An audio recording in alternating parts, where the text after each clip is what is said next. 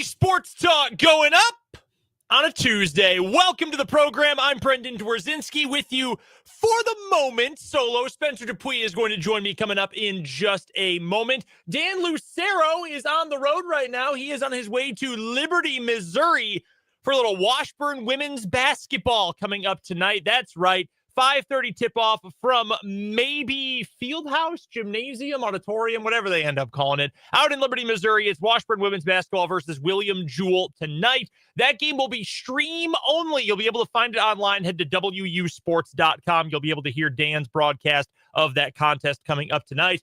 I'm going to be out of here a little early as well because we've got Washburn men's basketball coming up tonight as well. 6 o'clock tip-off from Lee Arena. The Bods are back home for a non-conference game against Pittsburgh State. Yes, they're in the MIAA together, but it is a non-conference game. That's coming up tonight at 6 o'clock over on Country 106.9. Yours truly will be on the call of that one. Spencer will be in here coming up in just about 15 minutes, and he'll be with you for the rest of the program today. It is a full program coming up for you here on 580 Sports Talk this afternoon. We'll get to some Chiefs football coming up in just a moment, and just how good are the Chiefs defensively this year? I think most of us would agree that they're pretty good, maybe great. But we went over some numbers yesterday, and I'm not entirely sure that greatness is the right way to describe this Chiefs defense. We're going to get to that coming up here in just a matter of moments. Plus, a look ahead to the rest of the Chiefs schedule. 7 games remain on the slate for the Chiefs this year. They have a half a game lead over Buffalo and lose the tiebreaker at the top of the AFC table. What record is it going to take for the currently 9-1 Chiefs to get the number 1 seed and the first round bye in the AFC playoffs? That's coming up later on this hour. We'll also play some Random Question Tuesday. And there's college hoops tonight. KU is in action at Allen Fieldhouse against UNC Wilmington. K-State is playing literally the worst team in the country. Mississippi Valley State is ranked 364 out of 364 by Ken Pom. Dead last in the country. I don't know what the spread is. I'll have to look it up. Holy smokes, K-State needs to win that game by a zillion. That needs to be cats by a jillion in that game. We'll talk about it coming up a little bit later on this hour. Also, we'll play some college football buy or sell relating to both KU and K-State and the rest of the Big 12, but also the rest of the college football landscape. Some buy or sells we head into the final 2 weeks of the regular season. What is wrong with you is coming up today. We'll have Michael Swain joining us in the 4 o'clock hour. Plus, Spencer's got some choice cuts for you from Jerome Tang and Chris Kleiman. Tang ahead of tonight's matchup for K-State against Mississippi Valley State, and Chris Kleiman reflecting on this past weekend and looking ahead to next weekend as well. That's all coming up today on 580 Sports Talk. We also want you, yes, you, to be a part of the program today. You can hit us up either on our text line, 785-272-9429 is that text line number. You can also find us on YouTube. That is right. 580 Sports Talk is the name of the YouTube channel. If you have not gone and checked it out as of yet, if you are one of the stragglers who has not gone and checked out our YouTube channel, there's a very easy way to go do it. Head to youtube.com, search 580 Sports Talk. It'll pop up. It'll be the first result. Subscribe to the channel while you're there. Log in with your YouTube account or Google account. Subscribe, and you can hang out with us in the live feed today. Mark H. hanging out with us, says hello. Casey also joining us in the YouTube today, making a note about Washburn football. Tough day yesterday for the program with Craig Schurig no longer at the helm of the Ichabod's program. An unbelievable career. The winningest coach in Washburn history. 75 more wins than anyone else in Washburn football history. An incredible career. We are planning to hear from Washburn Director of Athletics Lauren Ferre, as well as interim head coach Zach Watkins coming up tomorrow on the show. Those two will have some media availability. Planning to speak with them and hear from them coming up tomorrow here on 580 Sports Talk. I also want you to be involved in Random Question Tuesday today. We may not get to all of them, but if you have a random question for us, send it in. We'll do it later on this hour, just after the bottom of the hour. Text line number again, 785-272-9429, or in the YouTube comments. Random question. They can be anything. That's where the random part comes in. And Spencer and I will get to them a little bit later on in this hour. But we start today with the Kansas City Chiefs, who are 9-1. They are still at the top of the table in the AFC. And they may be getting some reinforcements as well. There was a cryptic tweet earlier today from Hollywood Brown. Yes, he's still on Twitter. Hasn't gotten over to Blue Sky yet. But Hollywood Brown tweeted earlier today, just a clock emoji. That's all. Just a clock. What does that mean? Well, it could mean anything. It could mean he overslept, turned off his alarm. It also could mean maybe the clock is starting for him to return to the Kansas City Chiefs. We don't know. That's the thing about the Chiefs online. It's a very online team.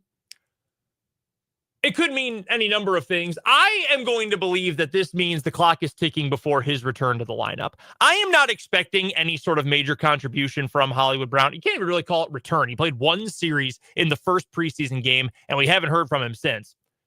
But if you can add even 80, 75, 70% of what we thought the Chiefs were going to get with Hollywood Brown this year, if you can add that to this team in January, week 18, a little ramp-up period, then into the postseason where the Chiefs play in super wild card weekend or not until the divisional round. If you can add the dynamic nature of Hollywood Brown into the mix, well, all of a sudden, you're getting closer and closer to the ideal version of this offense that we have been hoping to see all year long. You're not going to get Rashee Rice back. That is unfortunate. And I know that we never had Hollywood and Rice and DeAndre Hopkins as even an option this year because of when all the injuries happened and when Hopkins was brought into the team. Although, frankly, the idea of having all those guys together is extremely exciting. I'll take two of them. And that might be what we get when Hollywood Brown joins the team. But it's just a matter of thinking of all the different combinations, permutations, different strategies, different formations you can run with all those guys out there. And no disrespect to Justin Watson. Great teammate. Would you rather have Justin Watson running X number of routes a game, or would you rather have Hollywood Brown running X number of routes per game? Or fewer snaps for McCole Hardman and more for Hollywood Brown? Which of those options sounds a little bit better? I would take Hollywood Brown. I would take him without even thinking twice about it, in fact. So anytime when he is able to get back on the field is a win for this team. If it's 3 weeks from now, you open up the IR window and he returns in 3 weeks, awesome, fantastic. He's back in. That would be probably week 14 or 15. Awesome. I don't know that that's going to happen. I am hopeful that he's back by the start of the playoffs whenever the Chiefs start their playoff run. And if that's the case, this offense off like a rocket. I think the combination of Travis, don't call me Jason Witten, Kelsey, plus DeAndre Hopkins emerging hopefully as number one, plus the speed of Xavier Worthy, plus the veteran presence and speed of Hollywood Brown can take this team to another level. So I'm hopeful that the cryptic tweeting here from Hollywood Brown is an indication that he is going to be back sooner rather than later. And we'll take, again, a deeper dive into the schedule a little bit later on. But when you look at, say, I don't know, the last 3 games of the regular season, Houston, Pittsburgh, Denver, the latter 2 on the road. You think against those last 2 teams with those defenses, maybe the 2 best defenses in the NFL, I'd put them into the discussion. In fact, I might almost certainly say those are the 2 best defenses in the NFL, Pittsburgh and Denver. Don't you think it would be nice to have an extra weapon? If you're battling for the number 1 seed at that juncture, don't you think it would be nice to have an extra speedy weapon out there? I sure do. So hopefully Hollywood is teasing some good news to come for this Kansas City offense. If he is, oh boy, that is going to be exciting. As for the defense, and this is where I really wanted to start things today. I don't think that the Chiefs' defense is bad. So don't take my words as an indication that I think this team is bad, a net negative, or anything like that on that side of the ball, because I don't feel that way. However, I don't know that this defense is as good as it is being made out to be, even though we all have acknowledged that this pass rush is not especially good right now. So I dove into some of the numbers here. The basic stats, the stats that are cited on TV broadcasts or that you'd see on, what are the first things you see on Pro Football Reference or, the first things that come to mind. Points allowed, yards allowed. Those are still pretty good. Chiefs are 8th in scoring defense this year. Only 7 teams are better. You'll take that. And the Chiefs are also 5th in total defense. And if you don't know, total defense is what we call yardage, total yardage allowed. I don't know why that got to use the word total. When I hear total, I would think it'd be some sort of formula to combine the yardage and the points allowed, but so be it. Total defense, the Chiefs are 5th. So the 5th fewest number of yards allowed, and the 8th best scoring defense, say, well, that's great. How could you be upset about that? Well, I think you have to dive into the numbers a little bit deeper. The Chiefs are also 5th in time of possession this year. That means the Chiefs just aren't giving that many possessions to their opponents, which is why things like total defense and even scoring defense don't give you the entire picture. I was getting in an argument online a few weeks ago. Now, I would like to preface this by saying, yes, I know I'm a doofus, I'm a nerd, I'm a loser, whatever. I was arguing with someone online. It was a Lions fan. It was a message board in case you really need me to sound like a bigger nerd and a bigger doof. But it was a Lions fan who was saying that any criticism of their secondary is unfounded.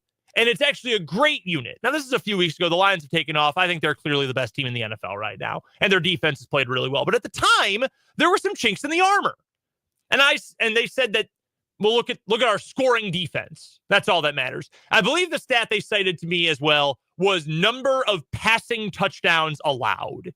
And it was in, the top third of the NFL. How can you be a bad secondary if you're only giving up, top third numbers of passing touchdowns? And I said, well, that doesn't really tell you the whole story. Because, yeah, if you're never giving up a passing touchdown in the first 3 quarters, okay, great. But if you're then giving up 20 in 10 weeks, all in the 4th quarter, well, all of a sudden, are you able to close games? That context is important. That's where the whole advanced metrics community comes in, and that movement in all of sports comes in, adding context to numbers. So when you add in the fact that the Chiefs' opponents just aren't touching the ball all that much, it makes sense that they might not have all that many yards. It makes sense that they might not score all that many points in total because they just don't have the ball all that often. The total stats are fine, but they take away some of that context. So let's give it some context then. In terms of expected points added per play, the EPA, the stat du jour in the analytics community, Chiefs are 14th defensively. In terms of success rate, that's how many yards are you picking up on first down, depending on the down and distance, second down, depending on the distance you needed to go, et cetera, et cetera. The Chiefs are 16th, dead middle of the pack, right in the middle of everybody else. In terms of the pass defense, expected points added, 21st. There's 32 teams in the league, folks. We just mentioned 16th, 17th, that's middle of the pack. 21st, bottom half of the league. Now, the run defense is awesome. They've been great so far this year, 4th in the NFL, according to the advanced number EPA. That's phenomenal. But is that something that you can hang your hat on and call yourself an elite defense in 2024? I sort of lean toward no, and I think it's obvious that we can explain away some of these Chiefs' problems. Not all of them, but some of them in the secondary. No offense to Spencer's guy, Najee Johnson, but Najee Johnson has struggled quite a bit in recent weeks. It's not something that we should say he'll never be a better player, but right now it's not working out for him at cornerback too. Jalen Watson was awesome at the start of the year, and unfortunately, he is not able to go right now because of that ankle injury. Hopefully he's back by the postseason, but we don't know as of yet. So it's easier for teams to pick apart the Chiefs in the secondary because, well, let's just not throw at Trent McDuffie. And that makes things a whole hell of a lot easier. That's one of the 2 or 3 best cornerbacks in the entire NFL. And Dan and I were having this conversation on the show the other day. I think I would go as far as to say that right now, Trent McDuffie and Patrick Surtain of Denver are number 1 and number 2. Because Sauce Gardner has not had a good year. I think he's a good player. He has not had a very good year for the Jets. So if you don't have to throw at a third of the field, but you know that other 2/3 or at least the other half, other third, whatever, you're going to have some favorable matchups. I'm going there every damn time. So obviously there are some things you can explain away. As we talked about on Monday's show, it is harder to explain why the pass rush is not getting home. Why are the Chiefs only pressuring the 20th best amount of time in the NFL, 20th highest rate in terms of pass pressure rate in the NFL. Kind of stumbled over my words. You know what I'm talking about. We talked about it a bunch on yesterday's show. That's harder to explain. But I think it all comes together to illustrate that this defense is just good. I don't think this is a great unit right now. To counter that, you might say, well, if they score a bunch of points, who cares? And I agree with that counterpoint. I agree with it with my full chest. If the Chiefs' offense is clicking, doesn't matter. The defense can just be okay. May I remind you of so many conversations we had years ago. Take me back to, 2018, 2019, when we were saying all the Chiefs need is a slightly below average defense, and this team wins the Super Bowl. 2018, Patrick Mahomes' first MVP year. You think that team with even a slightly below average defense wins the Super Bowl? Without question. Unfortunately, Bob Sutton was the defensive coordinator. We know how that ended up. 2019, took a little while for Spags' scheme to really seep in and set in and work with this team. And then it finally did. When? In the postseason run, end of the regular season, into the playoffs. You know what the Chiefs did? They won a Super Bowl and got some big defensive efforts late in that game against San Francisco. You can win a championship with a great offense and even a below average defense. I don't think the Chiefs are ever going to get to a point this year where they are below average as a total defensive unit. I don't even think they'll be average. So they definitely have one that can win the Super Bowl. But we have seen for the better part of 2 seasons now that the Chiefs have kind of needed the defense to carry them at times because the offense just has not been firing on all cylinders. That's essentially what I'm getting to here. That if the offense is not clicking in all those different regards, and it wasn't clicking in every regard this past weekend in the loss to Buffalo up in Orchard Park, then you put a lot more pressure on that defense. Again, tie that back in with the cryptic tweeting earlier today from Hollywood Brown. If he's coming back, that's going to make things even easier. It's going to give Patrick Mahomes more options, more weapons, more bodies to throw to. That is going to help. As much as I love Noah Gray, shout out to the type 1 diabetics out there, you're not expecting him to rip off a bunch of explosives. You're not looking at him to be necessarily a downfield threat. Bring in Hollywood Brown? Oh, yeah. Noah Gray as your 5th option is one of the best 5th options in the entire NFL in a passing game. That's all I'm saying with this Chiefs team. Defensively, they're not bad. They're not even average. It is a good unit, but their secondary has not performed. Their pass defense as a whole. I don't want to just say secondary. Pass defense as a whole, factor the pass rush into that as well. They have not been great this year. And if they're not going to be great, just good as an overall unit, the offense is going to have to step things up for this team to win the Super Bowl. Are the Chiefs the favorites to win it? Yes. Hand up, absolutely, 100%. The Kansas City Chiefs are the favorites to win the Super Bowl. I am not going to back down from that because nobody else in the NFL has proven consistently that they can do it. The last team to win a Super Bowl that wasn't the Chiefs, the Rams, where are they? Kind of lost in the wilderness. They can sort of see their way through the trees and the brush and the rubbish, but they're still kind of lost. They don't know how to get out to that horizon. The Bills haven't beaten the Chiefs in a meaningful game. We know that. The Ravens haven't beaten the Chiefs in a meaningful game. We know that. The Bengals did one time, and where are they right now? Where are they right now? They rematched the next year in the AFC Championship game, and the Chiefs won. And right now, the Bengals are preparing to miss the playoffs, even though their quarterback is playing at an MVP level. And frankly, if the Bengals were certainly 7-4 as opposed to 4-7, shoot, if they were 6-5, Joe Burrow might be your favorite to win the MVP right now with the way he's playing over Josh Allen or over Lamar Jackson. But none of these franchises can have proven that they can actually take down the Chiefs in that big moment.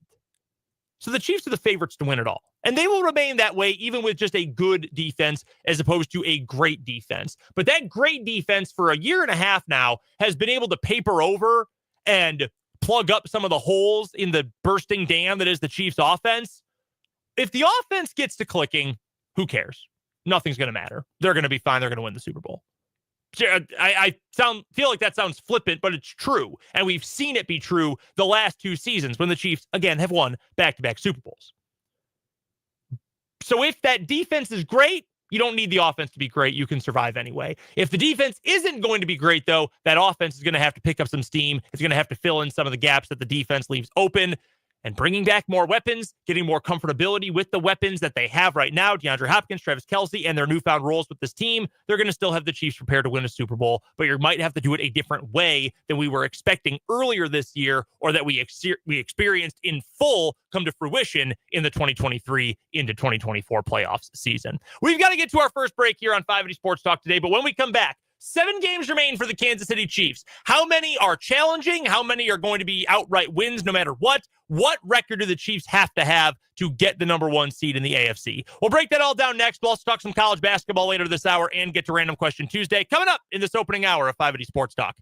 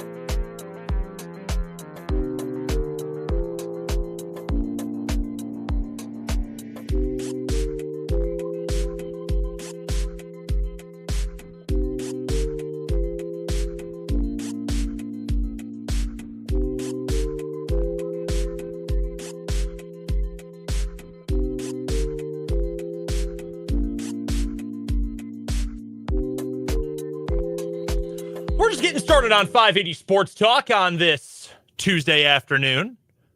Thanks to the sweet sounds of Tame Impala. I'm Brendan Dworzinski. Spencer Dupuis will be by in just a moment. You can hit us up on the text line, 785-272-9429. You are also welcome to hit us up on YouTube. 580 Sports Talk is where you can find our YouTube channel. Go subscribe if you haven't already. We're getting close to 700. Big number. We had our pal Vance on YouTube the other day say, you remember when we got to 100, and that was a big deal. That was a big deal. And now we're getting darn close to getting to 700. So appreciate all of you who have helped us grow online, grow our video stream. Lots of fun stuff over there. Dan's recap from the K-State game on Saturday, the K-State football game. That's over there in the KU and K-State playlist, where we have all of our reaction videos when we go cover a game. Chiefs Instant Reaction Show from the loss to Buffalo from Sunday. That's the featured video right now. If you haven't gone and checked that out, that was the raw, visceral reaction just 10 minutes after the final whistle of the game. Dan Spencer and I were all on it. You can go check it out again at the 580 Sports Talk YouTube channel. We also want to hear from you for Random Question Tuesday today. What are your questions you have for us? They can be anything. They can be as random as you want them to be. 785-272-9429 is the text line number. And of course, you can find us on YouTube again, 580 Sports Talk. The commentary today with some thoughts. Christopher says, speaking of coaching changes, has Prime submitted his resume to the Cowboys? They just lost their 6th straight home game. They've been behind by 20 plus in all of them. Mike McCarthy should be set afire, not just fired. A little violent, but I totally understand the sentiment from Christopher there. I don't think Prime makes sense for the Cowboys. Just like I don't think Bill Belichick makes sense for the Cowboys. Because who actually believes that egomaniac Jerry Jones would hire another egomaniac to coach the Cowboys? Think of the guys who have most recently been the head coaches for the Dallas Cowboys. Several years now of Mike McCarthy, not an egomaniac by any means. How about 10 years of Jason Garrett? Not exactly an egomaniac. Wade Phillips for 4 years before Jason Garrett. Bill Parcells before that. Okay, yeah, big ego on Bill Parcells, obviously. Dave Campo for a couple years. Chan Gailey following Barry Switzer. Yeah, like these aren't guys who have massive, gigantic egos. And I think that Jerry Jones likes that. He can be the star. Head coach ain't going to be the star. I'm going to be the star of the star. So that's why I don't think Coach Prime or Bill Belichick or one of those guys is going to end up in Dallas once they eventually do fire Mike McCarthy. Also, a couple notes here from JB on YouTube. Says, I can see Bill Belichick going back to the Giants. His old ties are there. I wouldn't be shocked by that. I don't know that it'll work, but I wouldn't be shocked by it. The nice thing for the Giants is they already have a star receiver in place in Malik Neighbors, or at least appears that he'll be a star receiver. The Patriots at the end of Bill Belichick's tenure, just lighting wide receiver draft picks on fire. Tyquan Thornton is the newest member of the Kansas City Chiefs. He was signed to the Chiefs practice squad yesterday. He was drafted in that same 50 to 54 range that George Pickens went to the 49ers, to the Steelers a couple years ago. Sky Moore went to the Chiefs in that same draft. Alec Pierce went to the Colts as well. In fact, the Chiefs moved back a few spots in that draft so the Patriots could take Tyquan Thornton. Pickens has worked out. Alec Pierce is playable. Tyquan Thornton clearly wasn't, and Sky Moore is one of the worst players in the entire NFL. So tells you how much of a crapshoot it is. But they already have their wide receiver in place. Their wide receiver one, Malik Neighbors. So maybe that makes it even more appealing for Bill Belichick. Also, JP mentions this. I'm a touch worried about the Lions handling any team, but I know that BD was just talking about the AFC teams. Yeah, I was only thinking in terms of the AFC, but I do agree with JB. I think the Lions are the best team in the NFL. I really do. The way they are, and well, they played the Jaguars, and the Jaguars are awful. Man, they put up 52 points and beat them 52-6. It's one of the most embarrassing games I've ever seen from an NFL team. Like, how do you go back and play in front of your fans again after you just got blasted like that? Absolutely massacred. I don't know. I don't know how Doug Peterson survived the day, honestly. I can't believe he just didn't get tarmacked. Just leave him in Detroit. It truly, truly remarkable stuff. But they are the best team in the NFL to me right now. But they also haven't proven anything. They, in fact, have only proven that they choked. They should have played the Chiefs in the Super Bowl last year, and they gagged it away. They should have absolutely beaten the San Francisco 49ers, and they choked. So it's hard to pick anyone against Kansas City right now because the Chiefs have done it, and they've done it 3 times in the last 5 seasons. It's ridiculous, including 2 years in a row. No one had done it in 20 years. The Chiefs did it. They've got, again, another chance to do it for a third consecutive year. And that brings me to the schedule remaining this year for the Chiefs. 4 road games, including the last 2 of the year. That's tough. 3 home games. At Carolina, if the Chiefs don't win at Carolina this weekend, oh God, there will be hell to pay. Heads are going to roll. Maybe not, but it feels like they probably should. Home for Vegas, they'll smash the Raiders. Home for the Chargers, that is going to be a barn burner. I am very excited for that game against the Chargers. At Cleveland, should be a win, no doubt. Home for Houston, I know Houston killed the Cowboys, but the Cowboys stink, and the Texans are not as good as their record would indicate they are. They beat up on that terrible AFC South. Then the Chiefs go at Pittsburgh Christmas Day. That Houston game is a Saturday. Then at Pittsburgh on Christmas Day, at Denver week 18. How many of those 7 games would you say you are genuinely worried about? I would give you 3. I would give you the Chargers. Now, the fact that it's at home is nice, but man, the Chargers are playing well. Jesse Minter, their DC. Oof, what a stud. What a stud. He's not going to be a defensive coordinator for long. Someone's going to hire him to be a head coach, probably in the not too distant future. I bet you if they can finish out this year strongly on defense, the Chargers I'm speaking about here, I would not be surprised to see Ben Johnson and Jesse Minter be in the same kind of spot, that they are such a hot commodity to be a head coach that they can be very, very selective about what job they want to take because their current situation is so good. So I would put the Chargers on that list, even though I think the Chiefs will beat them, but they're playing really good football. I think Pittsburgh on Christmas Day and then Denver week 18. I do, because Denver already almost beat the Chiefs, only lost because of a blocked field goal. And I think Pittsburgh has the best defense in the NFL. And that's going to be in Pittsburgh, rowdy crowd, renegade on Christmas Day, all of that. I think those games are going to be challenging. So those are the 3. The other 4, though, Carolina, Las Vegas, and Houston, all wins. I know Houston's going to win their division, but all wins in my book for the Chiefs in those games. So if you just said all of those challenging quote-unquote games were losses, that would put the Chiefs at 13-4 for the year. Is that enough to get the number 1 seed? I don't know. I genuinely don't know. That's 2 days in a row I've answered a question with I don't know, which is the absolute worst thing you can do as a sports talk radio host, but so be it. The team they would have to get ahead of and stay ahead of, the Bills and the Steelers. Now, the Chiefs are ahead of both, but again, only a half a game up on the Bills, lose the tiebreaker. We'll figure out the tiebreaker come Christmas Day against the Steelers. The Bills the rest of the way. 49ers, Rams, Lions, man, that is going to be awesome. Bills, Lions, that rules. Patriots, Jets, Patriots. The end of the season for the Bills is really favorable. If we were going to ask the same question, how many of those are legitimately concerning? 49ers are going to be a tough out, even though I don't think they're all that good. That's coming up 1st of December. The Bills are off this week, so they'll even things out in total number of games played with the Chiefs.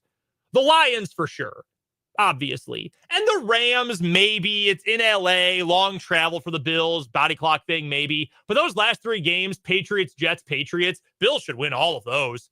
Those should be 3 baked-in wins. I think it's possible the Bills go 5-1 in that stretch. And if that ends up being the case, well, you're talking about a 14-3 Bills team. So 13-4 would not be good enough for the Chiefs.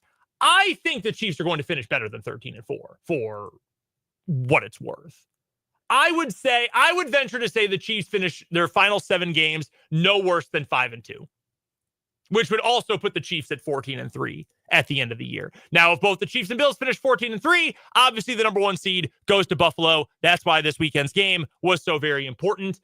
I think the Chiefs beat Carolina, Vegas, the Chargers, the Browns, and the Texans. I think they win 5 in a row going into those last 2. And even if they split Pittsburgh and Denver, that's still 6-1. That should be enough to get to 15-2. Crazy to think 15-2 might be 1 game good enough to get the number 1 seed in the AFC. That is absolutely ridiculous to think about. So I am not super concerned about the rest of this schedule. I think those last 2, both being on the road, that is a big challenge, especially because one East Coast, one you have to go all the way back to Denver.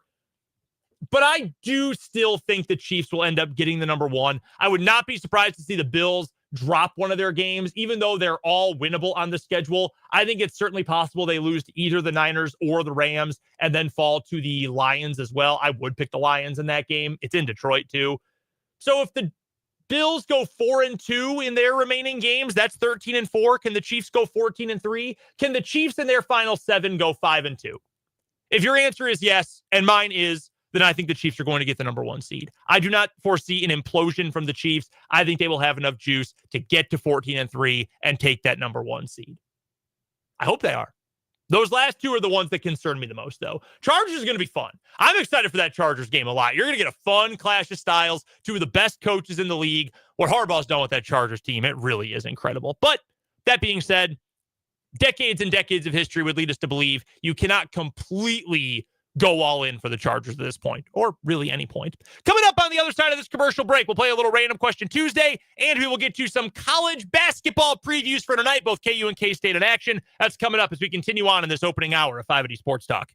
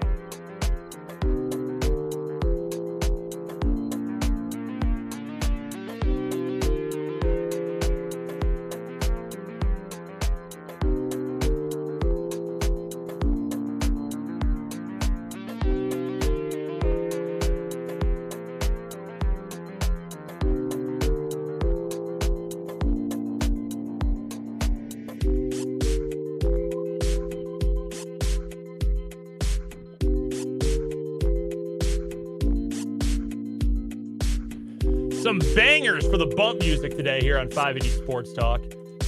I think I'm the only one on the I'm in the crew who still likes ska, though. Ska is not dead. I mean, Dan is out on ska. Spencer might not even have ever listened to ska. We'll have to check with him a little bit later. I'm Brendan Dworzinski, in with you solo for the time being here on 580 Sports Talk. Spencer Dupuis will join us coming up in just a little bit. Dan Lucero is on his way to Liberty, Missouri for Washburn women's basketball tonight. That game will be stream only. You can find a link to the stream if you want to listen to the Washburn women. Spoonerized that one for a moment. Head over to wusports.com. You'll be able to find the link on the women's basketball schedule to listen to Dan's broadcast tonight. I will be heading over to Lee Arena on Washburn's campus. Home action for the Washburn men today as Washburn faces off with Pitt State. Two MIAA teams, non-conference game. Think K-State playing Arizona in football this year. Non-conference game, conference opponents. It's weird, but it is what it is. That game, my game, Washburn men, coming up at 6 o'clock, 5:45 pregame over on Country 106.9 tonight. K-State in action here on 580 WIBW tonight. That game is coming up in a little bit. We'll preview that game a little bit later on tonight as well. All right, let's get to some Random Question Tuesday. We've gotten a couple questions in from you guys. I want to get to those as well. If you have a question for us, it can be about anything. Hence, Random Question Tuesday. Hit us up on the text line, 785-272-9429, or in the YouTube comments, 580 Sports Talk on YouTube. Send your questions in. I'll get to as many as I possibly can. All right. So we will start with one from the YouTube comments, in fact. This one is coming in from Mark asking about the K-State women who have had a great start to the season. Let me go find Mark's question, make sure I get the wording right. BD, do you think the K-State women will get to a Final Four? If they're going to get there, it's got to be this year. There are not many teams in the country who have, legitimate All-Americans, which K-State does, who are also 25 years old, like Aoka Lee, who still is at the top of her game. You a lot of times get these older players who are not that good. Hence, Alan Bowman at Oklahoma State, their quarterback, where you're in college still because you're just not good enough to be a pro, but you're old, so you have the experience thing. Aoka Lee is actually legit. There's tons of talent on this team. Serena Sundell, the Glens, etc. I think this is a good K-State team. They could go to a Final Four, Mark. I know that's not as convincing. There's not a ton of conviction in that, but could they make it there? Yes. That's going to be tough, though. The fact that in women's college basketball, we are starting to get the talent spread across the country, it is so great for that sport. I truly do believe that, where it's not just the UConn and Tennessee Invitational anymore. You've got multiple teams that are legit powers. The Big 12 has become a great women's basketball conference. That's good for the sport, but it also makes it harder to predict who's going to end up in the Final Four every year. Another question we've got here. This one is from the text line, 785-272-9429. What's your favorite local spot in Topeka to eat? This is a good one. I'm trying to think of a favorite actual place. So the place that we've been going to a lot, my wife has been really craving Mexican food recently. So we've been eating a lot of Mexican taco shop. Absolutely delicious. I know there's a million good taco places in town. Dan, I think, has an entire Excel spreadsheet of all of his favorite places to get tacos or Mexican food. But that's become my wife's favorite. So we've been hitting up Mexican taco shop a whole bunch. I'm going to give a shout out to Skinny's. Skinny's wings are the absolute best. And I'm probably going to get more tomorrow night for the Washburn Basketball Coaches Show. Wednesday edition of the show tomorrow night, by the way, at Skinny's over on Country 106.9. I got to give a shout out to Skinny, though. I say what you will about sports bars. His wings are absolutely freaking delicious. So that's going to get my call. This one coming in from the YouTube. We've got two cereal-related questions, and I'm Matt. Okay. Trevor asks us, what is the best cereal of all time? Vance adds, is cereal a soup? 1, no. 2, I don't put milk in my cereal, so I can't really give you a firm answer on that. I don't want my cereal to be soggy. Well, then eat it faster. It's just wet. I don't understand the obsession with wet food. People got to have condiments on everything. Got to put milk in your cereal. I'll eat the cereal, then I'll have a drink of milk with it. But I don't want my cereal to be wet when I eat it. Okay, off my soapbox. The answer, very easily, is Cinnamon Toast Crunch. That is also the only cereal I eat. No, it's not a cereal guy. I like Cinnamon Toast Crunch. I will eat it any time of day. I'll eat it for lunch, breakfast, dinner, 2 a.m., doesn't matter. But I don't like milk in my cereal. Now Trevor says that's so wrong. I don't want it to be wet. I just don't want wet food in front of me. Same reason that I don't need condiments all over everything. Everyone, isn't that so dry? Okay, get a beverage. Now, that being said, I also don't drink a beverage every time I eat a meal, but that's neither here nor there. This one from Vance. Toilet paper over the top or from the back? I am very particular about this. Extremely particular about this, in fact. My wife does not care. I don't believe that Abby, my wife, could care less which side the toilet paper spins from. I will take, if she puts a new roll on and it's behind and you pull from the bottom, I will take it off of the toilet paper roll holder and I will turn it around to be to my liking.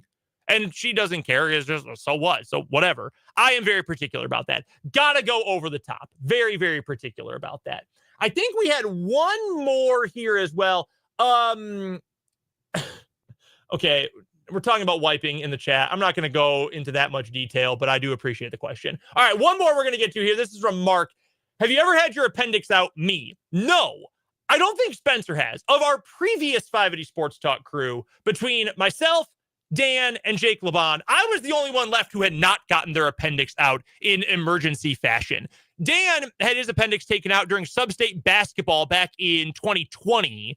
Jake then, a couple years later, had his appendix taken out. I think that must have been in 2021, fall of 21, both of which led to me filling in for their respective play-by-play broadcasts. I remember them all very clearly. But no, I never have. I even remember telling our pal Rick Peterson after Jake got his appendix taken out, and I saw him at a Washburn game, Pistol goes, "Oh, so you're next, right?" I said, "Rick, don't put that on me. I don't want to have to deal with that.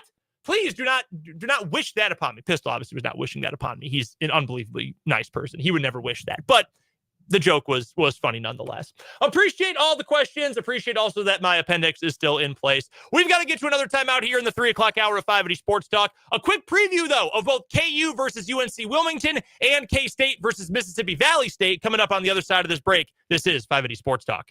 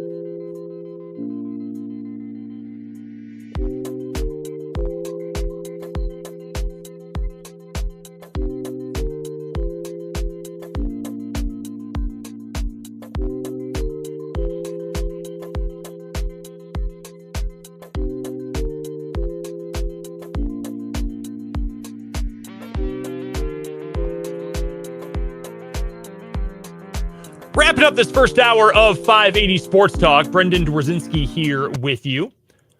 KU and K-State both in action tonight. KU taking on UNC Wilmington at Allen Fieldhouse. 7 o'clock tip for that one. UNC Wilmington is number 160 in KenPom. So they're in the top half of the country, according to the KenPom numbers. For KU, this is a classic, just feed your stars kind of game. You also would hope that KU is going to be up by enough that you can mix in some weird rotations. Hopefully not play Zach Clements. I'm so done with ever seeing 41 on the floor for KU. Hopefully we don't get to that point. But generally speaking, just feed Hunter Dickinson a ton in this game, and I'm not too worried. KU is a 23.5-point favorite. I think the Jayhawks should cover this one against UNC Wilmington. Feed the big man. Let the stars shine. You're going to be just fine. Dwan Harris probably doesn't need to take a single field goal in this game to win. As for Kansas State, which is a 39.5-point favorite over Mississippi Valley State, the last ranked team in the nation, according to KenPom, you got to beat their brains in if you're Kansas State, right? It's a game you're going to catch right here on 580 WIBW. K-State turned it over too many times last time, didn't shoot well enough offensively against LSU, has struggled rebounding so far. You need to assert dominance in this game. I don't care how. I don't care if you have to play starters for a full 40 minutes. You need to absolutely blast the Delta Devils today, because if you don't, I'm going to have some real questions. They are far inferior. Beat their brains in. I want K-State to dominate in that game tonight here on 580. 4 o'clock hours after the news on 580 Sports Talk.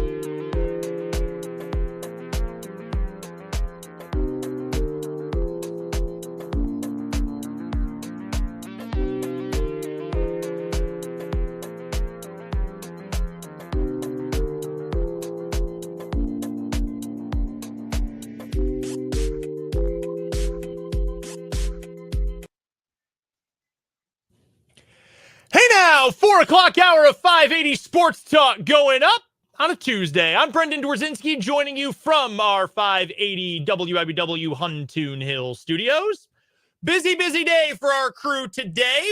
Our Spencer Dupuis will join us coming up in just a little bit. I am going to head out at the bottom of this hour because I've got some Washburn basketball coming your way tonight. 6 o'clock tip-off, 5:45 pregame, which can be heard over on Country 106.9. The Washburn men taking on the Pitt State Gorillas. Non-conference, though. It is a non-conference game, even though both teams hail from the MIAA. 6 o'clock tip again, that one over on Country 106.9. Our Dan Lucero is en route. In fact, he is probably almost in Liberty, Missouri for Washburn women's basketball coming up tonight. The Ichabods taking on William Jewell as the women go for their first win of the season after, man, so many close, hard-fought battles through their first four. Looking to get that first win, get off the schneid tonight against William Jewell. That game is coming up at 5:30, and you can listen to that streamed tonight. Head over to wusports.com. That's Washburn's athletic website, wusports.com. That's where you can find the link to listen to Dan's broadcast of the Washburn women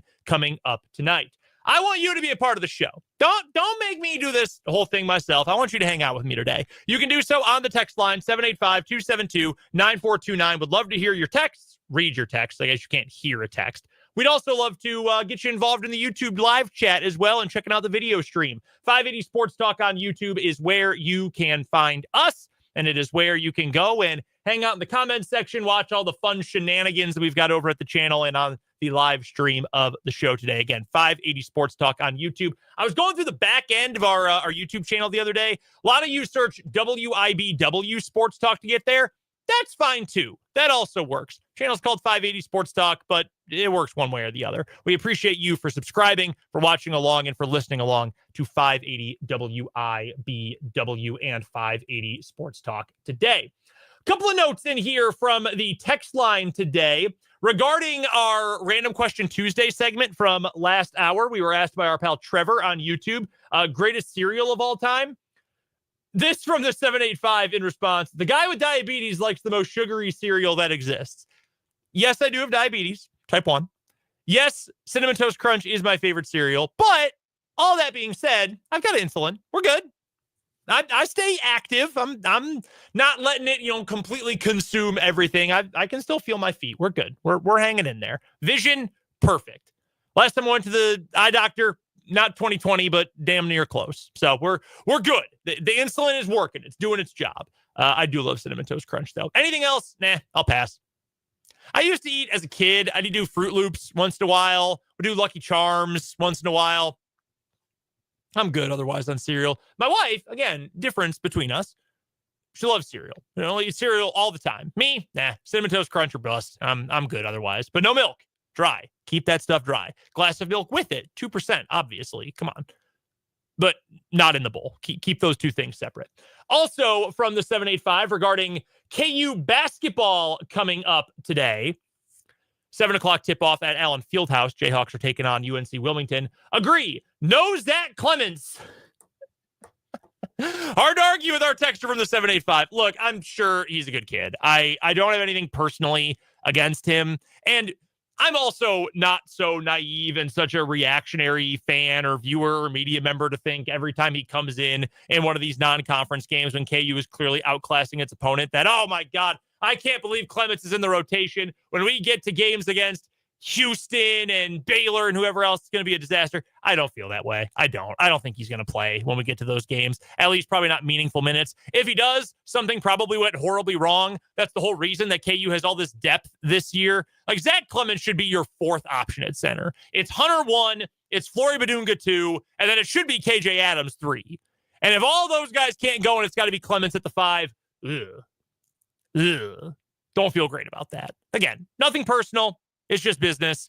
Unfortunately, his business on the court is just not very good for KU. Jayhawks tip off at 7 o'clock tonight. K-State also in action tonight against Mississippi Valley State coming up at 7. You'll be able to listen to the K-State game right here on 580 WIBW.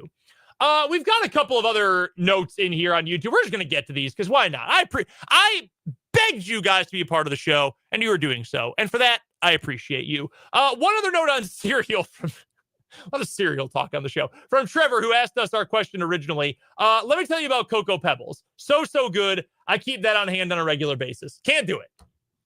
I can't. I'm not a Cocoa Pebbles guy. Or Fruity Pebbles, or Kix, or Life, or Raisin Bran, or Special K, or Honey Nut Cheerios.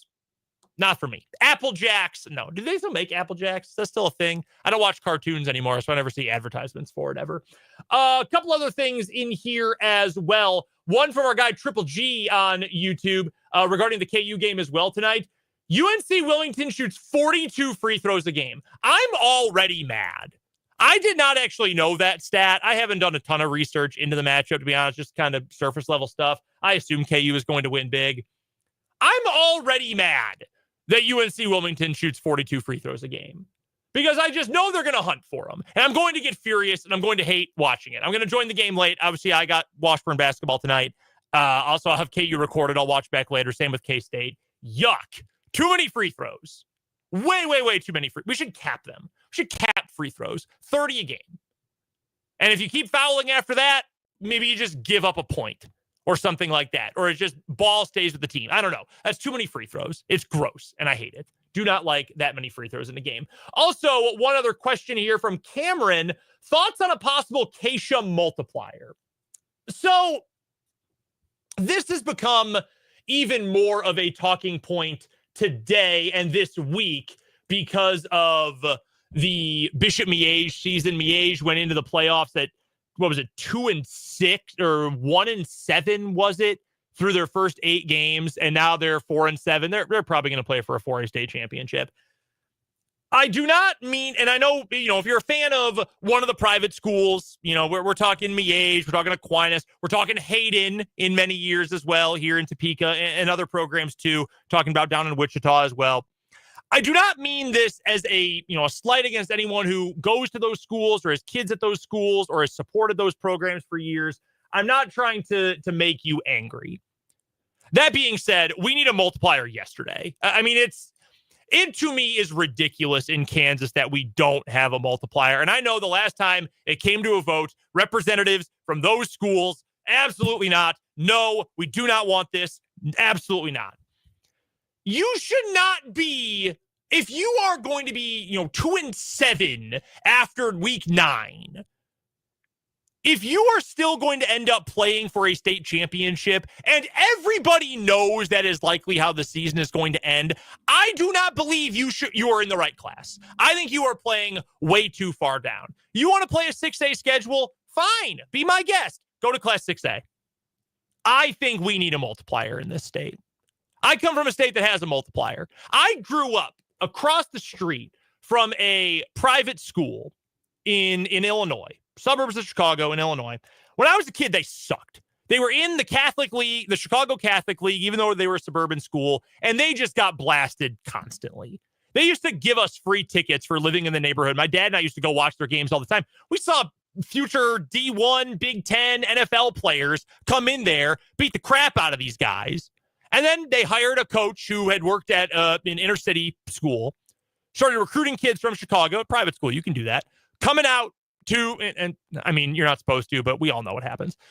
And they started winning. And they put together better facilities and a better field and a better environment for the team. And they started winning titles. And then they won too many titles in football. And they got bumped up. There was a class multiplier. And you know what they did? They went on and won more titles. If you're good, you're good. Play equal competition. That is how I feel about it. Not every school is in the same camp, and it should be, X number of wins or Y number of state championships in a certain amount of time. That, to me, is why we should bring in a multiplier. That is my personal feeling. I do not believe that a school, and everybody has gotten me figured out, or gotten me the right numbers here for Bishop Miege. They were 1-7 going into the postseason. You should not be playing for the 4A title. I know we have to get to sub-state, and I will admit, I don't even know who is on the schedule for Miege coming up here in sub-state. I just know that they're probably going to win the 4A state championship. That should not happen. If you want to play those 6A programs and bigger teams and power programs, I am all for it. 100%. You should be playing in that class.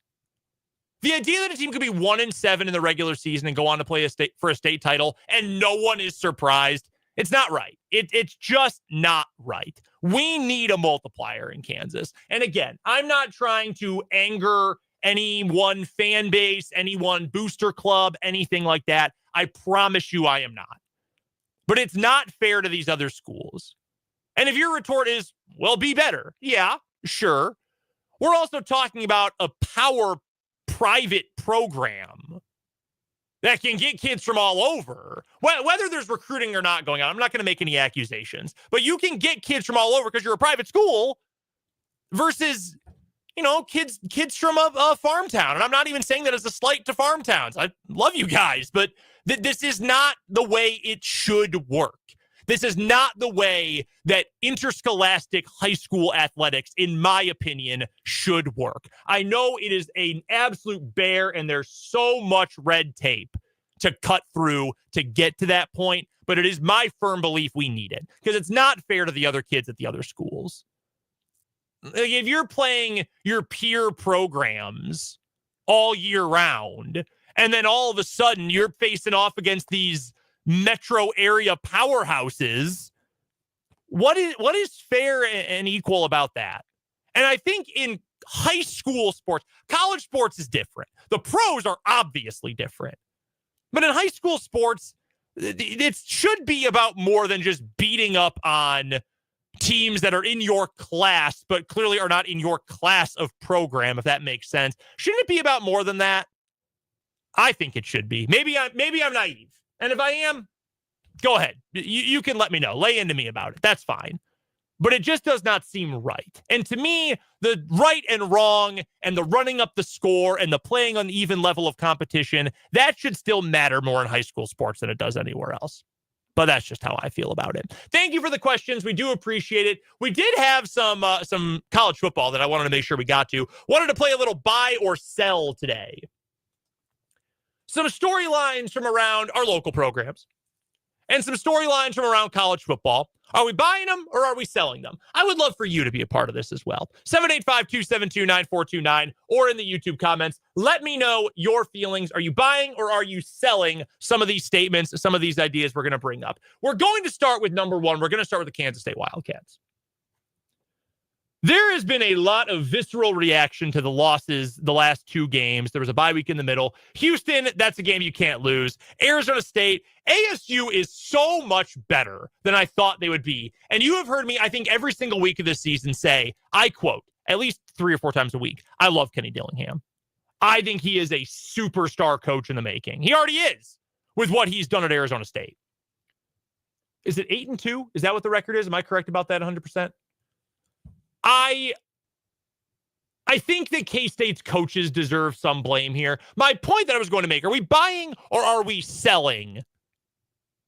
K-State's coaches don't have the goods. Because that is something that I have seen a lot, whether it is the message boards over at Go Power Cat, whether it's Twitter, whether it's Blue Sky, whether it's, Jimbo from Great Bend. Shout out to Jimbo. Just that this coaching staff doesn't have it. That, again, another year with massive expectations and good talent and hype and a favorable schedule, and this team is going to finish 9-3, 8-4 maybe. It's a good year, but it's not what you expected. I am selling this. Now, I would buy the idea that this coaching staff needs a shakeup. I do. I don't think this offensive staff makes sense as currently constructed. I think Connor Riley's a really good offensive line coach. Matt Wells has had plenty of success. Now, you can debate how much of it was him, how much of it was David Yost, but he has had success in the past. But it's just not working the way it's currently built. Dan was saying yesterday he thinks that Avery Johnson's more injured than he's letting on, and that's totally fair. That's totally understandable. But it comes down to this for me. I believe in Chris Kleiman. I think Chris Kleiman is a superstar coach. Triple G on YouTube, he adds the same thing. John P., he on YouTube, he says the same thing. He's selling that this staff doesn't have the goods. Now we have a text from the 785, buying because of the OC. I will listen to that argument. I have concerns about the offensive coaching staff. We talked about it yesterday. This team has not had a wide receiver who is a legit number one, go beat your man. We talked about it with the Chiefs all year up until they got DeAndre Hopkins, right? Go get a dude, a number one certified grade A dude to go win matchups. K-State hasn't had that guy in a while. Really hasn't since Tyler Lockett. There have been good players. I think Chase Brown's a good player, but they haven't had that guy. And when you've got you're lacking in one department like that. There have been good tight ends for this team. We obviously know there are good running backs for this program. Avery Johnson has been a disappointment right now. Yes, last few weeks anyway. I don't think anyone's denying that.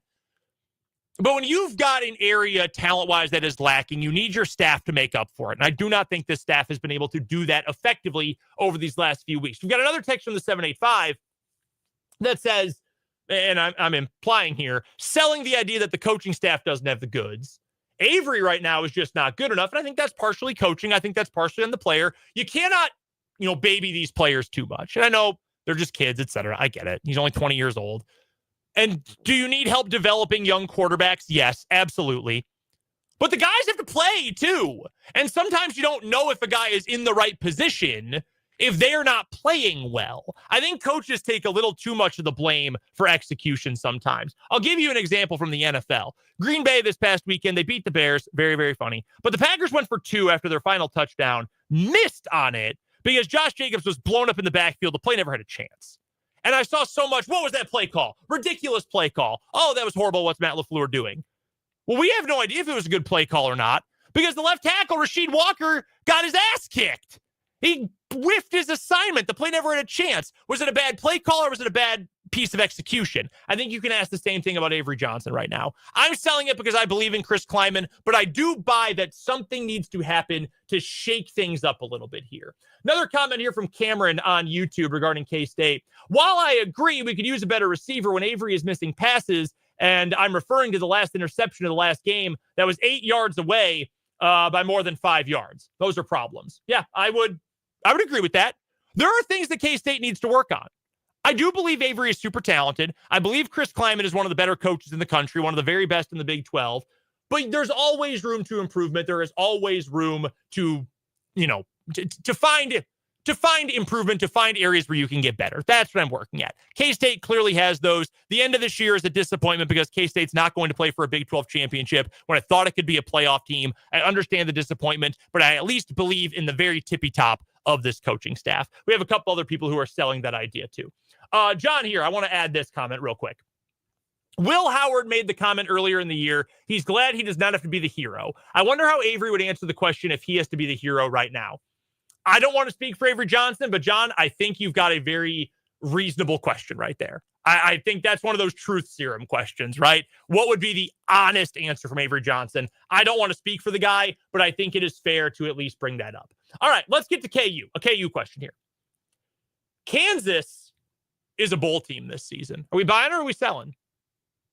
I am a homer. You guys know that. I am a grade A homer, okay? And I think I have been reasonable about Kansas for years. I try not to be it's the people that I always make fun of on social media, the people who just never see anything wrong in their program. It's always either the refs or it's the weather or the other team was cheating or anything like that. I don't feel like I'm that kind of fan. I love my alma mater, but I don't think I'm the kind of fan who's, going to just completely gloss over negatives. I think I've been fairly fair about this program.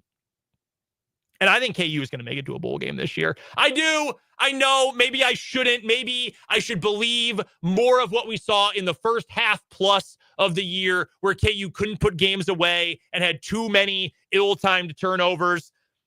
But then I look at the last 2 weeks. I like Iowa State. I've been hyping up Iowa State and Rocco Becht all year. And KU was better for 60 full minutes and made plays on both ends and looked great offensively against a good defense and made the key plays defensively. Then you go to Provo, one of the hardest places to play in the country, at night, under the lights. And KU won in a much different kind of game, a rock fight, a game in which Jalen Daniels had an ill-timed turnover.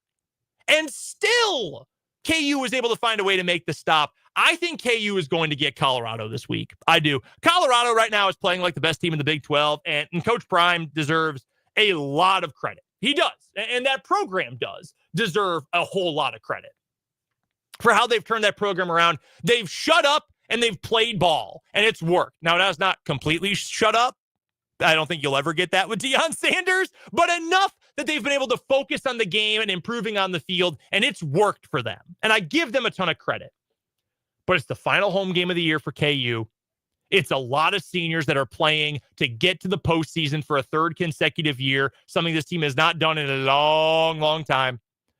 I think KU is going to beat Colorado. I do think this will be a bowl team because I think KU is going to beat Baylor as well. KU has enough talent to be the best team in this conference. They have not executed to that degree. Coaching errors, player errors, all fair. I'm not trying to say KU is the best team in the Big 12. I'm not. But I think that KU right now has hit a level we expected to see from it all year round. And I think they're going to get Baylor in the last week of the year after edging out Colorado this weekend. I really, really do believe it. Couple of comments here. One from YouTube, from the text line from the 785.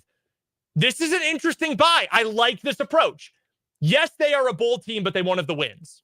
KU good enough to be a postseason team, but is not going to have the wins to get there. I think that is an entirely fair comment by our 785 texter. Another one here from the 785. I'm buying KU because they have been playing lights out recently, and they are looking like they should have looked all year. I'm all for it. I'm buying in. That's the same feeling I have from our second 785 texter. Another one here from John on YouTube. This is from a K-State guy. I'm buying because KU right now is playing the best football in the Big 12. Mark H. also adds, I think KU will beat Baylor, and I also agree. I think they beat Colorado too. If KU had played all season like it has the last 2 weeks, is this the team that's locked in to go to Arlington right now like it feels like Colorado is? Probably, which just makes me sad. It makes me angry. It makes me sad. It makes me frustrated. But I agree with you guys. I think KU is playing really good ball right now. Jalen Daniels has been awesome. Devin Neal has been awesome. The defense has made the plays when they've counted most the last 2 weeks. I'm going to buy it. I do think that KU is a bowl team. We got to get to one more. Here's the text from the 785. Is KU over CU the lock of the week? Ask me again on Friday. Ask me again during picks on Friday if it's the lock of the week. I will have a better answer for you then. 785 texter, I'm going to hold you to that. Ask me that on Friday. I will give you a straight answer then. Maybe even Thursday. By the end of the week, I will have a straight answer for you. Real quick, one more because we're up against a break. Spencer's going to join us for What Is Wrong With You coming up here in just a moment. Buy or sell. Oregon is the best team in the country. I am going to buy it. I've been a believer in Oregon all year, and that's even though I don't believe in Dylan Gabriel. I've never been a Gabriel fan. You guys remember that from his 2 years at Oklahoma. But I do believe in Dan Lanning. I think he is a superstar coach. They should have lost to Wisconsin, but they didn't. I think you can be of two minds about that. Well, is it because they screwed up and they're not good enough? Is it because they got lucky? I think you can view that a couple of different ways. I'm going to buy Oregon. I don't have a lot of trust in Ryan Day at Ohio State. I don't have a lot of trust in the quarterback situation at Texas right now. Yeah, Georgia's pretty good. I understand that. Alabama's really good. I understand that. Give me Oregon. I think that's the best team in the country right now. I think they already have locked in a spot in the Big Ten championship game, by the way. I'm going to buy it. 785 texter, they say they are selling it. Mark on YouTube is buying it. I thought this one would be controversial. I had a feeling that it might be. I'm going to buy it. I don't think it's by a lot, but I do think they're the best team in the country. Thank you guys for participating. We need some more of you to help us pick some winners and What Is Wrong With You. That's coming up on the other side of this break here on 580 Sports Talk.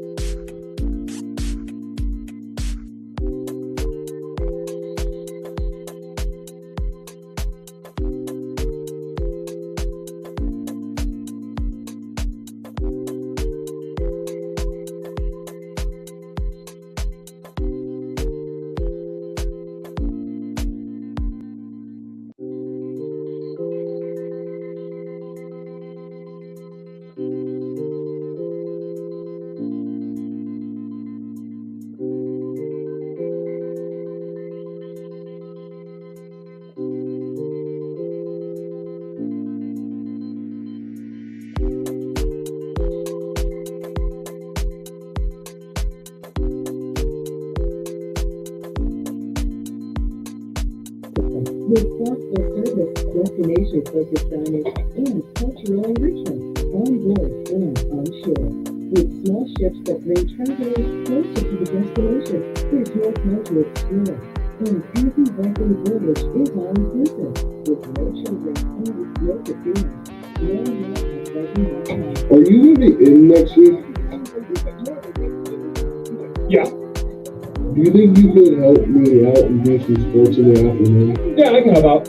Alright, I should be able to get the morning ones done because I'll have a little bit of a break. Sure. Do them? Yeah. But like, I got everything on me next week. Yeah, I can help out.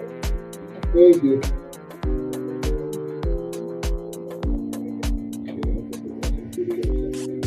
Also, my last paycheck. Next one will be huge because I gotta work on our 2 holidays. Yeah. I gotta work Thursday That is going to be a big one. and Friday. Friday's for like 12 hours.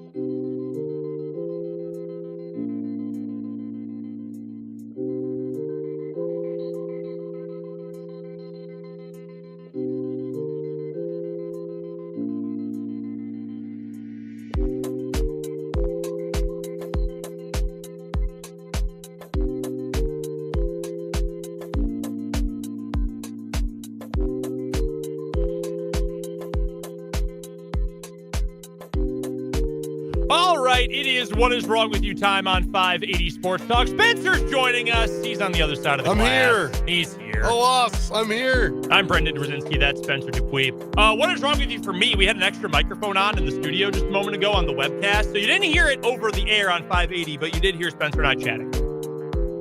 So it was unfortunate that you shared all your bank account info. Yeah. Yeah, I'd go lock that account. I think that's an ongoing problem.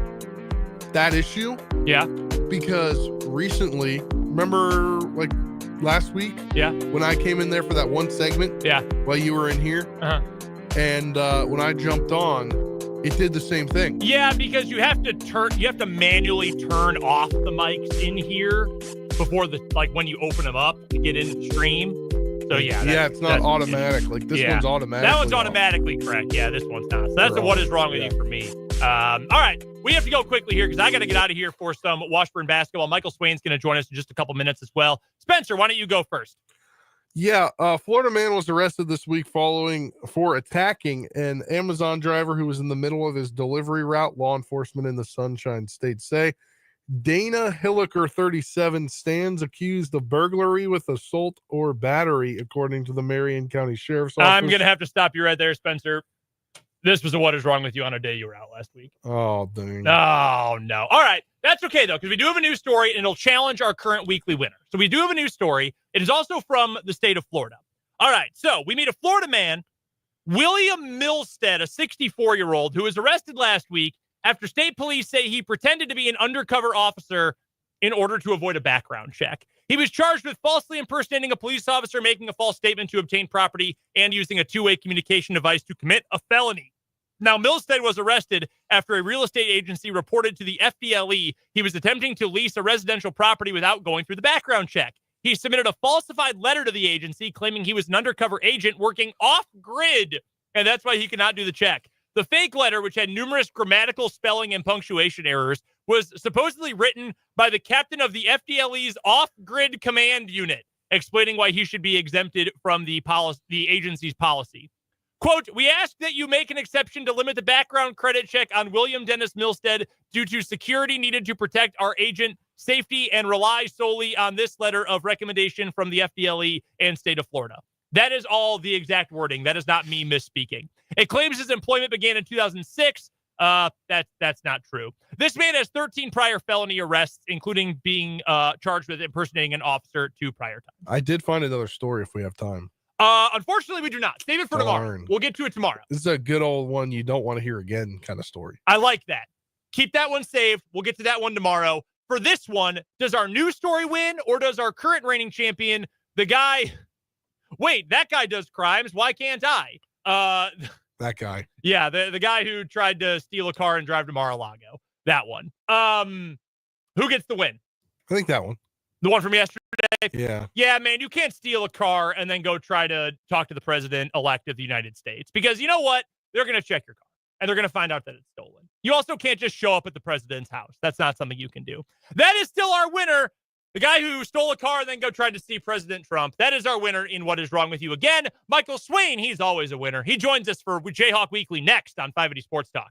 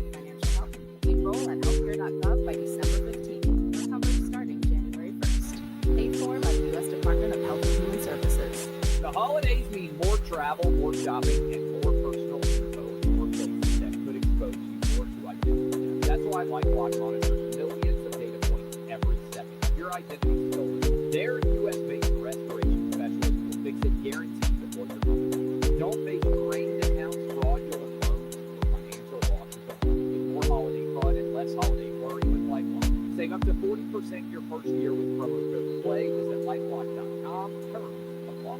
Go with your gut. Your dog's immune system is based in the gut. A diet lacking in nutrients can cause itching, scratching, and a weak immune system. However, there is a solution. DINOVITE. Dinovite. It took a grand total of 2 weeks. The dog stopped itching, the hair stopped falling out. Try Dinovite for free. Just pay shipping and handling. Learn more at dinovite.com/radio. Happier, healthier with every bite. Over 1 million pets helped with Dinovite. WIBW, Topeka. I can't imagine there being any place that's better to coach or play at than the University of Kansas. The goal is to win championships. Pure and simple. One day at a time. That's what made a difference today to me. That's all nuts, Mike. Mike. What day is it, Mike? What a scene in Lawrence, Kansas tonight. Joining us on the Fleming Place Wine and Spirits hotline for Jayhawk Weekly is the one and only Michael Swain. Go check out fog.net and go be a VIP. That's the best way to get all the inside information you could ever want about the Kansas Jayhawks. And make sure you're following Michael all across social media. He's still on Twitter at mswain247. You can find Michael on Blue Sky as well. Michael, my first question for you. Following the win over BYU this past weekend for Kansas football, with a big one against Colorado coming up this week and then Baylor lingering after, is Kansas a bowl team? Yeah. I think KU's playing at a level right now that can get KU to a bowl game. Like, you can't, like, we've talked about this all year, guys. Like, KU can beat anybody. They can also lose to anybody. And I think that it's all about matchups. And I think for KU, you look at the BYU game, And there were some things I thought would be good matchups for KU. I thought KU was going to be able to run the ball better than they did, but BYU came out and really did play a really great game along the line of scrimmage. But I think KU right now, you look at what they're doing offensively, and you look at the key plays they're making at key times defensively, and that's all you need from this defense right now, guys. Like, you can go back and look at it. Hey, can your defense pick up a fumble against UNLV? Can your defense get one stop in the fourth quarter against West Virginia? Like, can your defense get one huge play in the second half against TCU? Like, that's all KU needs from this defense. It does not need the defense to go and hold teams under 20 points. It needs the defense to not allow 30 plus. And I think what KU's done recently is they've really had some of those key plays and key moments. So as a team right now, yeah, KU does look like a bowl team. Shoot, KU looks like a team that is one of the best teams in the conference. But obviously the record and the way that things went in the first half of the season is keeping that from being a reality in the standings. Joined by Michael Swain here at Fog.net and 24/7 Sports. And Michael, you talked about that first half of the season. It seems like they're now in position to play spoiler as they have for the last 2 weeks. And when you look back at that BYU game, you said you couldn't guarantee a win for them last week, but huge win. Yeah, it is. It is. And isn't it so funny, guys? Like, we could talk all about football, right? Hey, are you going to be good along the line of scrimmage? Hey, can your quarterback not turn the football? Can you play disciplined defense? Sometimes this stupid sport comes down to which way to that oblong ball bounce. And that's exactly what happened against BYU, where, like, you watch the pooch punt guys, and, like, it hits off of BYU's player's helmet and then hits off a guy who should take care of it and corral it, and it goes right to Quentin Skinner. That's how KU wins this game. It's just funny sometimes. And for KU, it is a huge win. It keeps the bowl eligibility alive. And look, I think it guarantees the best crowd of the season will be at Arrowhead this Saturday. And that's really cool to think about for those 30 seniors and what those guys are going to get to experience during their last quote-unquote home game. You can't mention last week's win without mentioning Mello Dotson. Another interception for him. He leads the Big 12 in picks. He's the guy that you kind of talked about preseason was going to be the best player on the defense probably, but it took a little longer into the season for him to excel as much as he's excelled the last few weeks. Yeah, he's playing really well right now. And, you look at some of the numbers for KU's pass defense. And for a while, they were pretty poor. And what's happened, I really think, since kind of the TCU game, I think that was kind of the worst performance of the season, is those guys have really bounced back. You can talk about Mello, you can talk about Kobe, you can talk about O.J. Burrows. Those guys have all really, really bounced back, and they've been playing at a high level, and Mello included. I think Mello gets overshadowed because of who Kobe is as just a human being and how outward he can be, that a lot of eyes go to him. Mello is every bit as good as Kobe. It's just he's a quieter individual, and he's not going to tell you about, all the stuff he's done. So I've been really impressed by Mello this season, and I can't think of a more clutch performer for KU in recent memory. Like, we can go to the Oklahoma game, right? That game starts off with the pick six. That is clutch in a top 10 win. You can go to Iowa State on the road last year. KU doesn't win that game unless Mello picks off that pass. You go to Iowa State last or 2 weeks ago, technically. KU does not win that game, I don't think. Things were going in the wrong direction for KU until Mello made that pick. And then you look at the end of the first half. This is a game that, a touchdown could swing it. And he makes that play at the end of the first half and really saves KU. So, look, I can't really think of a guy that's been more clutch in some huge wins for KU than Mello Dotson. Looking forward to this week. You mentioned that the wins the last 2 weeks are going to help them have a huge crowd this weekend against Colorado at Arrowhead. They can play spoiler once again. What are you looking forward to in this matchup? Man, I'm so excited to watch Travis Hunter. Like, there are very few players that get me to turn into like a college football fan. I think about Baker Mayfield, his senior year, watching him play against KU. Like, it's very rare that I get fanboy about players, and I am fired up to watch Travis Hunter. I think he is so good. I think he should be the Heisman. What he's doing is incredible. But this Colorado team is really good, and you got to give credit to Deion Sanders. Like, what they have done in turning that thing around, where it was ugly last year, and now all of a sudden, they got some new players, but it's still some of those same guys, and they're making huge plays this year. So this is a game where KU's pass defense is really going to be tested by that Colorado wide receiver core. I think KU's offense against Colorado's defense. And look, that defense for Colorado, the numbers show they're pretty solid. And if you look at like PFF, that shows they're pretty solid as well. So that's going to be a really interesting matchup. So I think we're in for a thriller on Saturday. I really do. I think this is a type of game that's going to be like 42-38, something crazy like that. And it's going to come down to, I think, kind of one of those high leverage defensive moments for either team. Can Colorado get a pick? Can KU get a pick? I think that's going to be what decides this thing in the fourth quarter. If I would have told you before the Iowa State game that they were putting the Baylor-Kansas kickoff time on a 6-day window, what would you have told me? I would have believed it. I think the fact that this conference is so week to week unpredictable, I think that saving as many of those games for the 6-day window as possible to create as much drama as possible was something that was always going to happen. And I think they've got to find a way to put KU Baylor somewhere, because there's a chance with the way this weekend plays out that you get a pretty good idea of what the Big 12 title game is going to look like. But having a team that is fighting potentially, if KU wins this weekend, for bowl eligibility, like that's something that could be on a really good TV network. So I'm not super surprised. I think the Big 12 obviously had one more.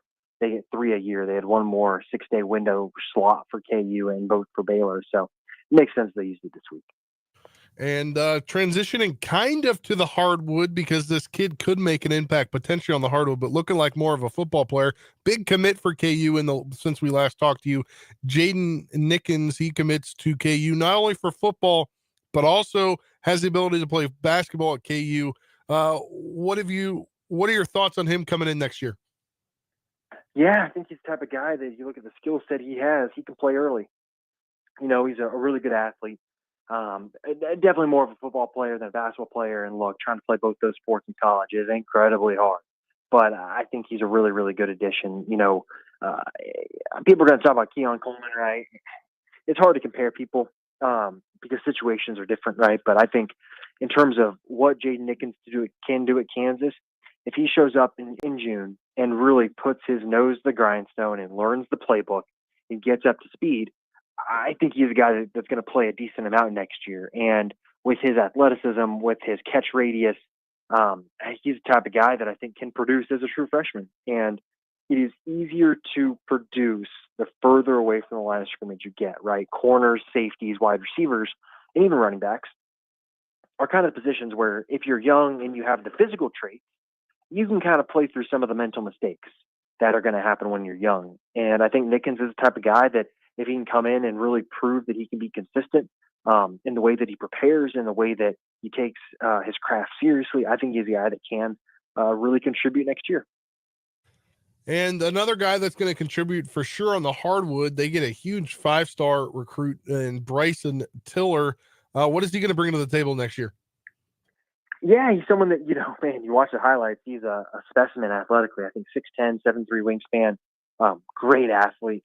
Someone that, probably is more of a 4, maybe a small ball 5 at times. But you think about a front court, whether that's next year or the year after, honestly, of Floyd Badunga and Bryson Tiller. I mean, that is athletic. That is long. That's going to cause teams a lot of issues in the paint. And I think you're seeing this KU team, especially in the front court, kind of geared towards some of those taller, athletic, long players. You can look at Samis Calderon coming in. He's probably going to be a 3/4. He's got a 7'3" wingspan at 6'8". You look at Flory, 7'2" wingspan at 6'9", 6'10", depending on the day. Like KU generally is just adding more guys that are athletes, that are long, and Bryson Tiller fits that. And I would be remiss not to ask you about a KU women's recruit today. They get a big signing today. Yeah, it's a big addition. You look at what, who she picked KU over. It is the who's who of women's college basketball. South Carolina. She took an official visit there. She took an official visit to Baylor, to Texas, to Oklahoma. Like the who's who. And she picks Kansas to stay close to home. I had the chance to talk to her after she announced it. She talked about having the relationship with, Brandon Schneider and Samaya Nichols. And how much that meant to her and the ability to go in and really impact winning early on at Kansas. Something that was really attractive to her. So she, talking to her high school coach, she's an old-fashioned player, physical, is developing her outside game. But, I stood next to her. I'm probably 6'1.5", 6'2". She's probably 6'3" right now. Like, she will be a really imposing force there. I think it may be the 3 or the 4. And you start thinking about this thing next year, right? You got Samaya Nichols, you've got Jalea, you've got someone like Libby Fandel from Iowa, who's a really good shooter, really highly thought of. Like, KU is adding more talent. And then there's obviously Keely Parks, a 5-star out of Oklahoma, who KU's involved with. They're battling Oklahoma, and she's from Norman too. So like, that's a tough one right there. But right now, the women's basketball coaching staff is doing a great job of recruiting some high-level talented players, and having Samaya Nichols on your team is going to help you do that. So they're really taking advantage of it. KU tonight takes on UNC Wilmington. Obviously, it's kind of just a bye game for them before they head out next week for the Vegas Showdown. But coming in undefeated, obviously the anticipation here is they get a win tonight. Yeah, and it'll be an interesting game. Kind of hoping this game's not 2 hours and 20 minutes with how much UNC Wilmington draws fouls. I think they're averaging like 40 free throws a game or something like that. If they shoot 20 free throws, I'm going to be pissed because that means the game's going long. But it's going to be another game for KU that we're really going to see this team continue to gel. And that's a huge part of these early season games. It doesn't matter who KU's playing, because so much of this right now is about these players learning how to play together, right? Can AJ Storr, Riley and Griffin, Zeke Mayo, can Shaq Moore really build this physical level in these types of games? It's all about these guys getting comfortable, really executing what Bill Self wants, so that they can all figure out how to defend as a team and not defend as individuals, how to play offense as a team and not individuals. And so, and a team like this, like, you think about the first kind of 2 major games KU played, North Carolina and Michigan State, KU fouled a lot. And this is a team that they will take advantage if you put your hand in the cookie jar. So I think it's going to kind of, in its own way, be a different test for KU to see how disciplined they can be. Michael Swain, our guest here for Jayhawk Weekly. Thanks for the time, Michael. We'll talk to you next week. Awesome. Sounds great. Talk to you next week. That was Michael Swain of Fog.net and 24/7 Sports. We'll talk to him next week before the Vegas Showdown. But that'll do it here for this segment of 580 Sports Talk. We'll wrap up this hour next.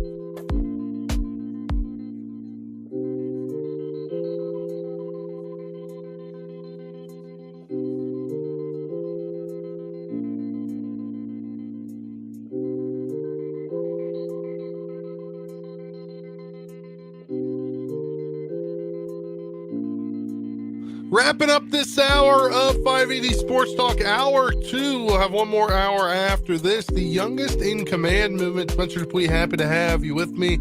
Next hour, we will get to the latest headlines from around the sports world. We got the postseason awards for Washburn football. One Kansas State women's basketball player continues to jump up the ranks. We got a GM firing in the NFL. That and more in headlines coming up at the top of the hour. Then I'll have some Chris Kleiman, head coach of the Kansas State Wildcats. I'll have some audio bites as he talked about the 2 straight losses and what they are going to be going into the final stretch of the season. Plus, I'll give my take on, is the Chiefs defense actually good? Well, final word, that coming up and more on the final hour of 580 Sports Talk. Coming up on the other side of the news here on 580 WIBW.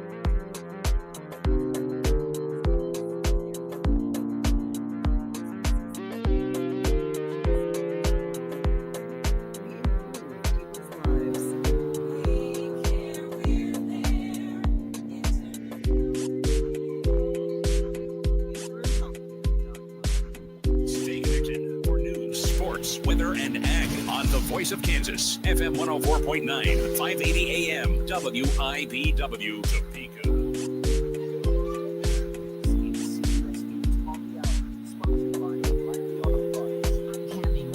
Donald Trump is putting together his cabinet in record time. He says he will not reconsider Matt Gaetz as Attorney General. He's also named billionaire Howard Lutnick to be Commerce Secretary. Caitlin Huey-Burns has more from West Palm Beach. He's essentially been putting the spotlight on the Senate to confirm his picks, arguing that he has a mandate from the voters that also elected these Republican senators. And when it comes to Gaetz especially, that is going to be kind of the key test of that loyalty. Trump will have some help on Capitol Hill, as Christian Benavidez reports. Vice President-elect J.D. Vance will escort Gaetz to Capitol Hill Wednesday for meetings with senators, including Louisiana's John Kennedy, who says confirmation won't be easy. I wouldn't bet my house on it one way or the other. If I were betting your house, would it be a lot easier to swear? Vance will also be on the Hill in accent to the former Fox News host, who has been picked to head up the Pentagon. Prosecutors in Trump's hush money trial in New York have told the judge they'd support delaying his sentencing until after his presidency. Legal analyst Jessica Levinson says it's out of the ordinary. We have never had a former president who's a convicted felon, who's reelected, who's awaiting sentencing. Judge Merchan is in the unenviable position of being the first judge in the country to confront these questions. Trump was in Texas, where he watched the latest SpaceX launch with Elon Musk. Minutes after liftoff, mission managers called off catching the first stage booster. It's clear why. Ukraine today launched long-range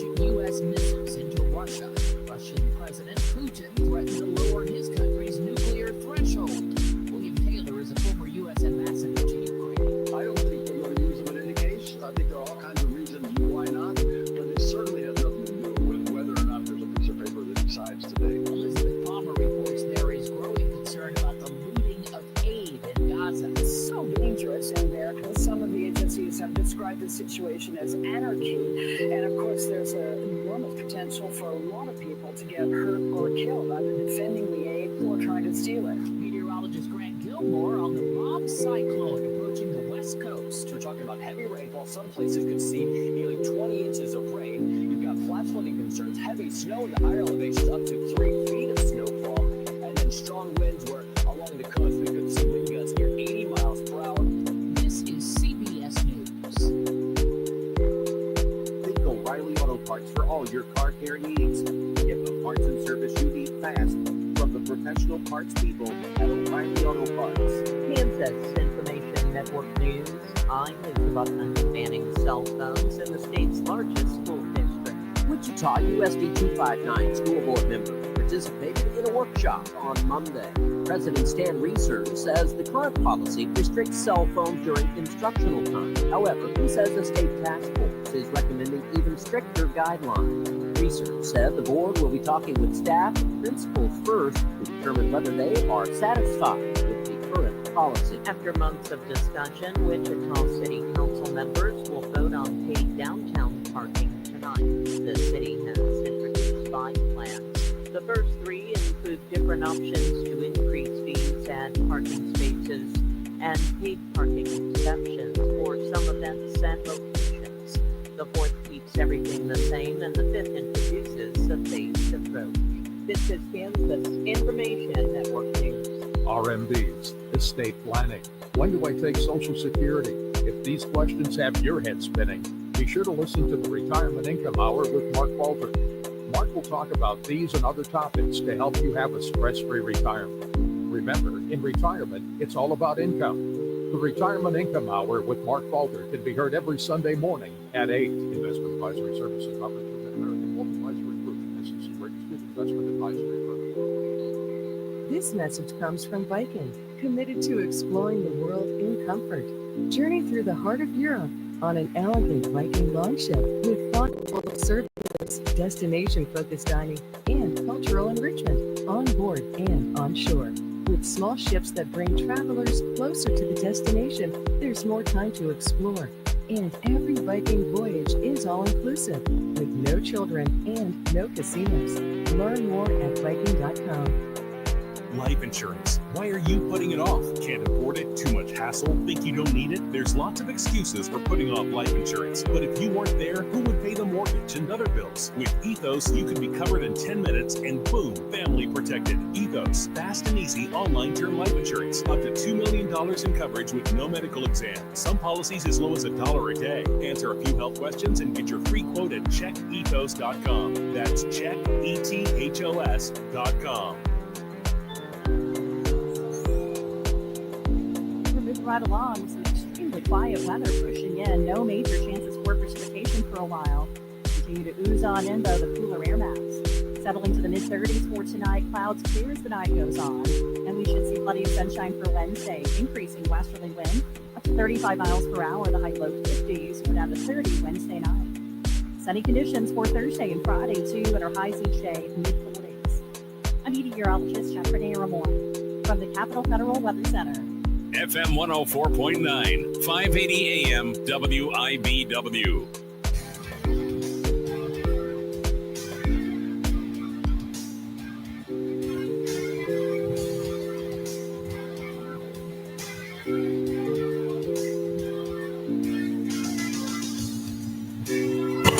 Final hour of this Tuesday edition of 580 Sports Talk. Spencer Dupuis with you here for the youngest in command movement.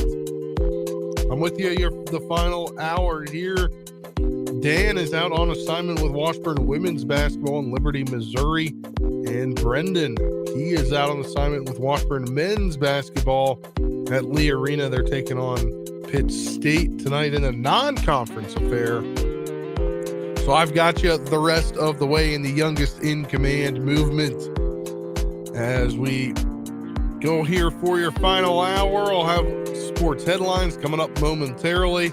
We'll get some audio clips from Chris Kleiman, maybe even hear from Jerome Tang in the second segment. Third segment, I'll kind of rehash what was what Brendan talked about in segment 1 about the Chiefs defense. Are they actually good? I wasn't on the show for that segment, so I will give my input on that. And then obviously we'll wrap up the show with my final word. That coming up on this hour of 580 Sports Talk. Get right into some headlines here as we get into Washburn headlines. Obviously, the breaking news yesterday, head coach Craig Schurig out after 22 seasons at the helm.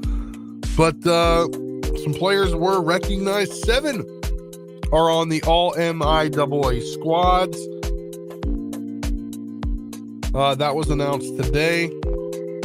Sophomore receiver and return specialist and Topeka native Trey Richardson highlights the group earning unanimous first-team All-MIAA honors at wide receiver and honorable mention All-MIAA accolades as a return specialist. He ranks 9th in the nation and 2nd in the MIAA in all-purpose yards, averaging 146.5 yards per game. He is also 16th in total receiving yards at 983, 18th in receiving yards per game at 87.4 in the national rankings. His 18.8 yards per reception were 2nd in the MIAA and 23rd nationally. He finished 3rd in the MIAA in receiving touchdowns with 11. As a kick returner, he was 3rd in the MIAA in average yards per return with 24.1 on 16 returns. He led the Ichabod's in scoring with 66 points, finishing 10th in the MIAA overall. Named to the second team was sophomore linebacker L.J. Minor Jr.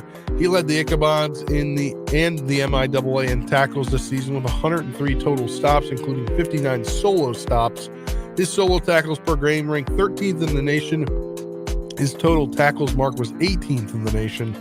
He also tied for the team lead with 8 tackles for loss for 38 yards, and his 5 sacks were 2nd on the team. His 4 forced fumbles this season tied a school record as well, and was 7th in the nation and led the MIAA. Minor finished the season with 3 straight double-digit tackle games with 15 versus Nebraska Kearney, 10 against Central Oklahoma, and 14 against Northeastern State. Named to the third team All-MIAA offensive unit were sophomore receiver Maury Sullivan and sophomore offensive lineman Jacoby Harmon. Sullivan was 2nd on the team in receiving yards with 550 on 39 catches and 6 touchdown receptions. He averaged 14.1 yards per catch and 50 yards receiving a game. He was 3rd on the team in scoring with 36 total points. Harmon helped the Ichabods to the 6th best rushing total in the MIAA at 130.5 yards per game and the 9th best passing offense at 29.5 yards per game. He helped anchor an offensive line that was the 3rd best in the MIAA in sacks allowed while just allowing 17. Selected to the 3rd team defensive squad was junior safety Jordan Finnessy. He finished 2nd on the team with 88 total tackles and 48 solo stops. He also added 3.5 tackles for loss for 11 yards. He had 9 pass breakups and an interception at Emporia State. He had a career-high 16 tackles against Central Missouri. Named to the MIAA honorable mention team in addition to Richardson were junior offensive lineman Nick Hogan and senior offensive tackle Chase McCoy. Hogan started all 11 games on the offensive line for the Ichabods. He helped the Ichabods to the 6th best rushing attack in the MIAA, as again mentioned, 130.5 yards per game, and the 9th best passing offense with 229.5 yards per game. He anchored an offensive line that was 3rd best in the MIAA in sacks with 17. McCoy is an honorable mention on the MIAA selection on defense for the 2nd year in a row after leading the Ichabods with 6.5 sacks for 40 yards while adding 8 tackles for loss for 43 yards. He also had a 20-yard interception return for a touchdown against Missouri Southern. He finished the season with 30 tackles overall and 10 solo stops. So while head coach Craig Schurig was let go, a lot of accolades for this team. We'll just go down also the postseason awards for MIAA. The Offensive Player of the Year was Zach Dabrowski, quarterback at Central Missouri, senior. The Offensive Lineman of the Year was Montrell Lee from Central Oklahoma, a senior. The defensive player of the year was Miles Menges, Fort Hays State defensive lineman, a senior. Defensive lineman of the year was Jake Fisher a senior from Northwest Missouri. Special teams player of the year was Kobe Stevens, Central Oklahoma senior kick returner and punt returner. Freshman of the year was Ashton Schulman of Central Oklahoma. He was a wide receiver. And coach of the year was Central Oklahoma's Adam Durrell. Those were the all MIAA teams in the postseason awards. DJ Giddens has been named a semifinalist for the Doak Walker Award. Obviously, why wouldn't you expect that from him? Excuse me. He has done so many great things this year for Kansas State, and he just adds another. And obviously, the Doak Walker Award is given annually to the nation's premier running back. And he is one of the nation's premier running backs, I would say. He is the fourth player in school history to be named a semifinalist or finalist for this award. Darren Sproles was a finalist in 2003, while Daniel Thomas in 2010 and Deuce Vaughn in 21 and 22 were each semifinalists. He's so far rushed for 1,128 yards, 5 touchdowns on 176 carries, in addition to hauling at 18 catches for 219 yards and another touchdown. He ranks 8th in the country in scrimmage yards per game at 134.7, 9th in total rushing yards, 10th in all-purpose yards per game, and 15th in rushing yards per carry. Giddens obviously well deserving of this honor. The 3 finalists for the 2024 Doak Walker Award will be announced next Tuesday. The winner will be unveiled live on ESPN during the Home Depot College Football Awards on December 12th. The formal presentation of the award will take place at the annual banquet scheduled for January 31st of 2025.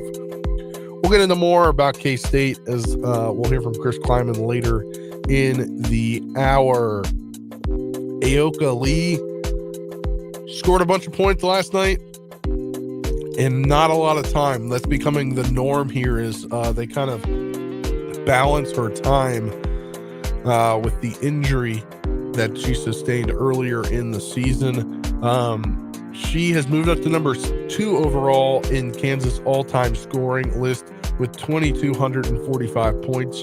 She only trails Kendra Wecker, who has scored 2,333, so that's 88 points. We will see this here in the next couple weeks, where she'll become the all-time scoring leader for the Kansas State women's basketball team.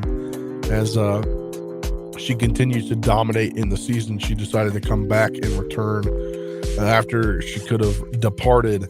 Next headline here is the Jets have fired GM Joe Douglas amid their woeful season. They've tapped Savage as the interim GM. So the Jets, after this disappointing season, owner Woody Johnson fired general manager Joe Douglas after 5 seasons. The move came 6 weeks after Johnson fired Robert Saleh after the 2-3 start, setting the stage for an offensive reboot that will likely affect quarterback Aaron Rodgers. Phil Savage, a senior football advisor for the Jets, was tabbed the team's interim GM. He is a former GM for the Browns from 2005 to 2008. Yes, when the Browns went 0-16. So not surprising there. I am kind of surprised that you pull the plug in the season. Like, just let him be a lame duck for the rest of the year, right? Like, what is this? What is Savage going to prove to you in the final few weeks of the season that Joe Douglas didn't? Like, was there beef there? You got to wonder if there might have been some beef about the future, obviously, and you didn't even want him to get to that point. So you just pulled the plug right now. Kind of interesting timing for it, obviously. It's coming on a Tuesday, not a Monday. I feel like most coach firings are Monday, unless you play on Monday Night Football, in which they didn't. They played Sunday, where they lost by 1 point to the Colts.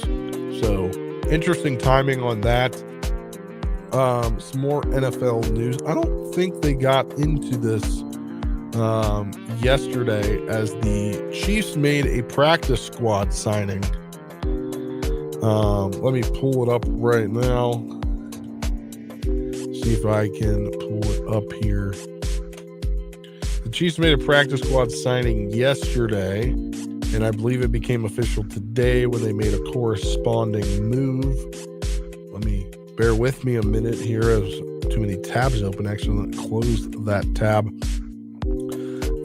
Yesterday it was reported that they added Tyquan Thornton to the practice squad. Well, they've released Cornell Powell from the practice squad in order to make the deal happen with a number of practice squad players.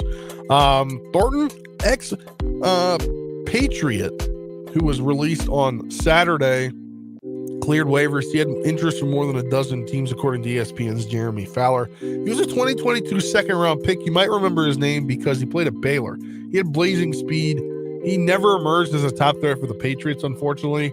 They hoped he would have become one of the top threats after he clocked a 4.28 time in the 40-yard dash at the NFL Combine.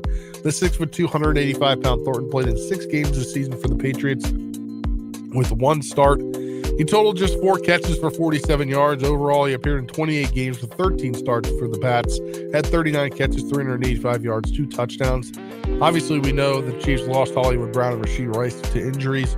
They continue to look for help at wide receiver with Juju Smith-Schuster coming back after they signed him earlier in the season, and DeAndre Hopkins coming over in a trade.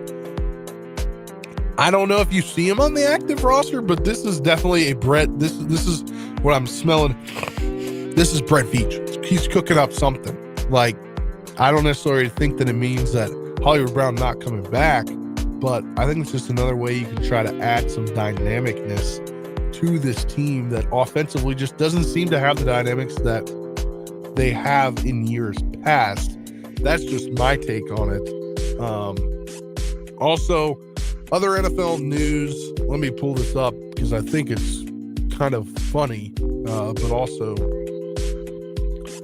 interesting news. So pieces of metal fell from the Cowboys Stadium roof yesterday. No one was hurt, but this happened as NFL Live was going on prior to Monday Night Football. I believe that place opened in 2009, and this just might be my Cowboys hater montage in here.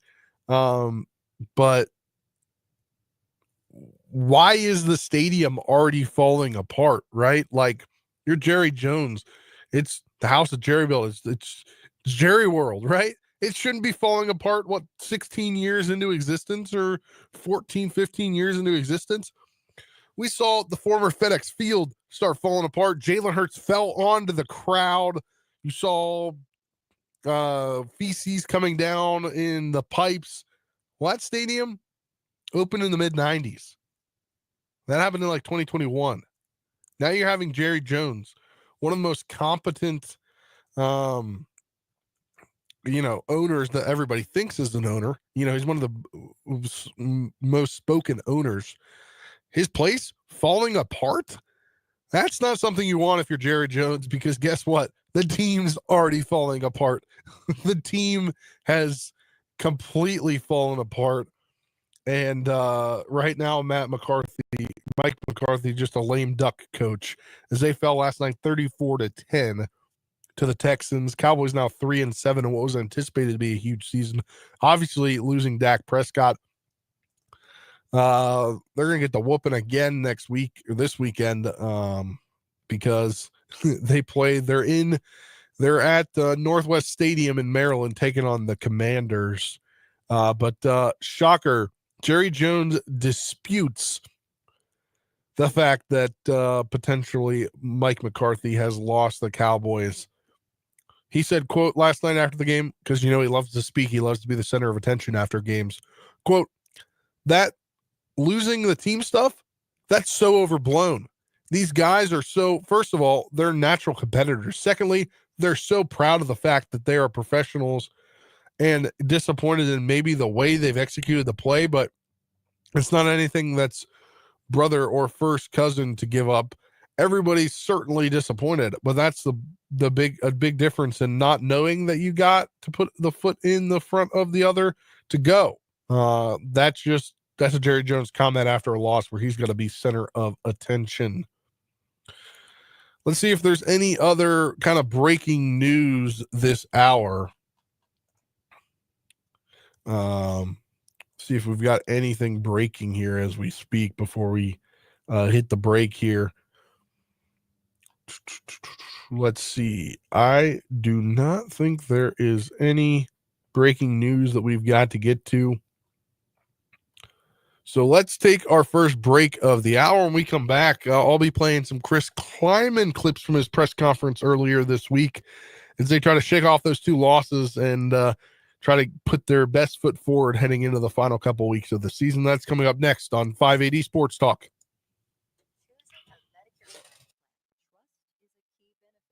Blue Cross and Blue Shield of Kansas has provided Kansans with easy-to-use, compassionate coverage at every stage of life for more than 80 years. So there's a good chance we were there the day you were born. There for your first day. There for your growing family. There for your scares and celebrations.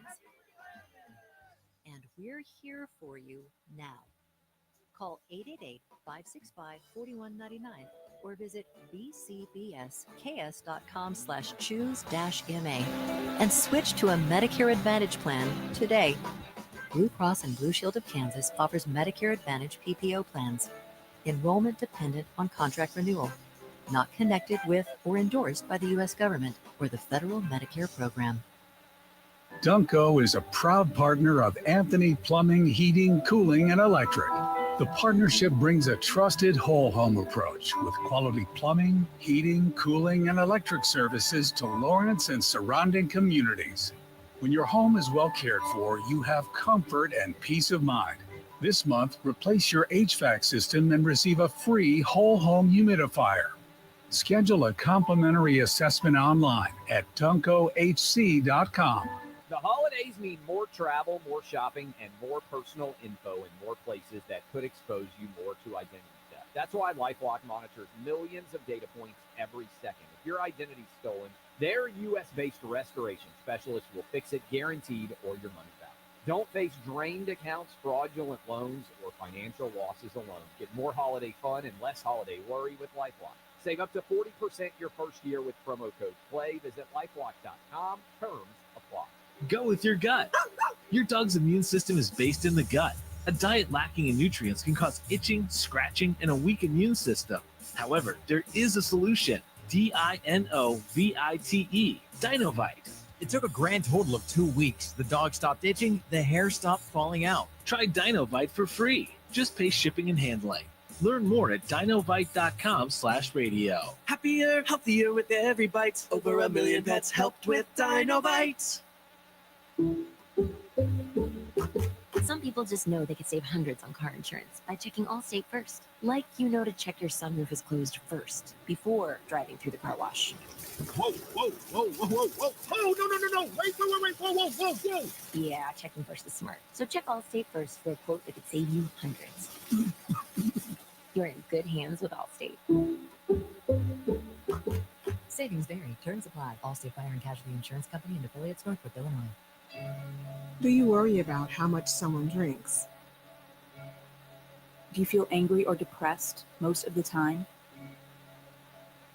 Do you feel neglected or unloved? Do you feel you attract people who tend to be compulsive or abusive? Do you have money problems because of someone else's drinking? Are you afraid or embarrassed to bring your friends home? Do you feel that if the drinker loved you, she or he would stop drinking? If you answered yes to any of these questions, you are not alone. More than half of all adults have a family history of alcoholism. Not everyone trapped by alcohol is an alcoholic. Families and friends are suffering too. Al-Anon and Al-Team can help. Call 1-866-200-0223 or visit alanon.org/help. WIBW, Topeka.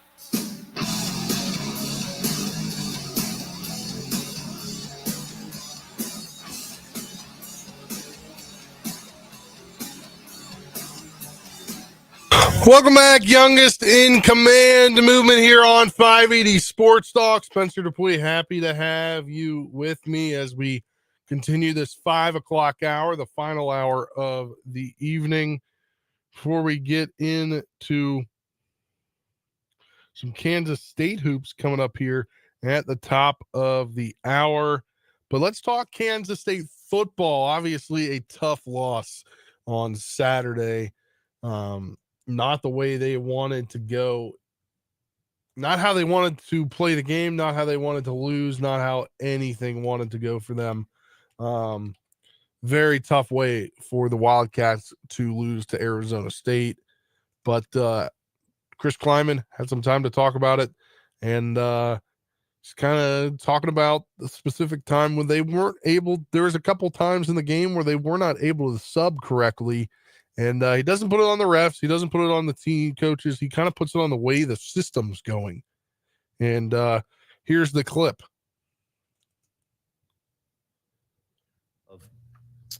When the ball goes out of bounds on your sideline, we weren't substituting. It's an automatic substitution.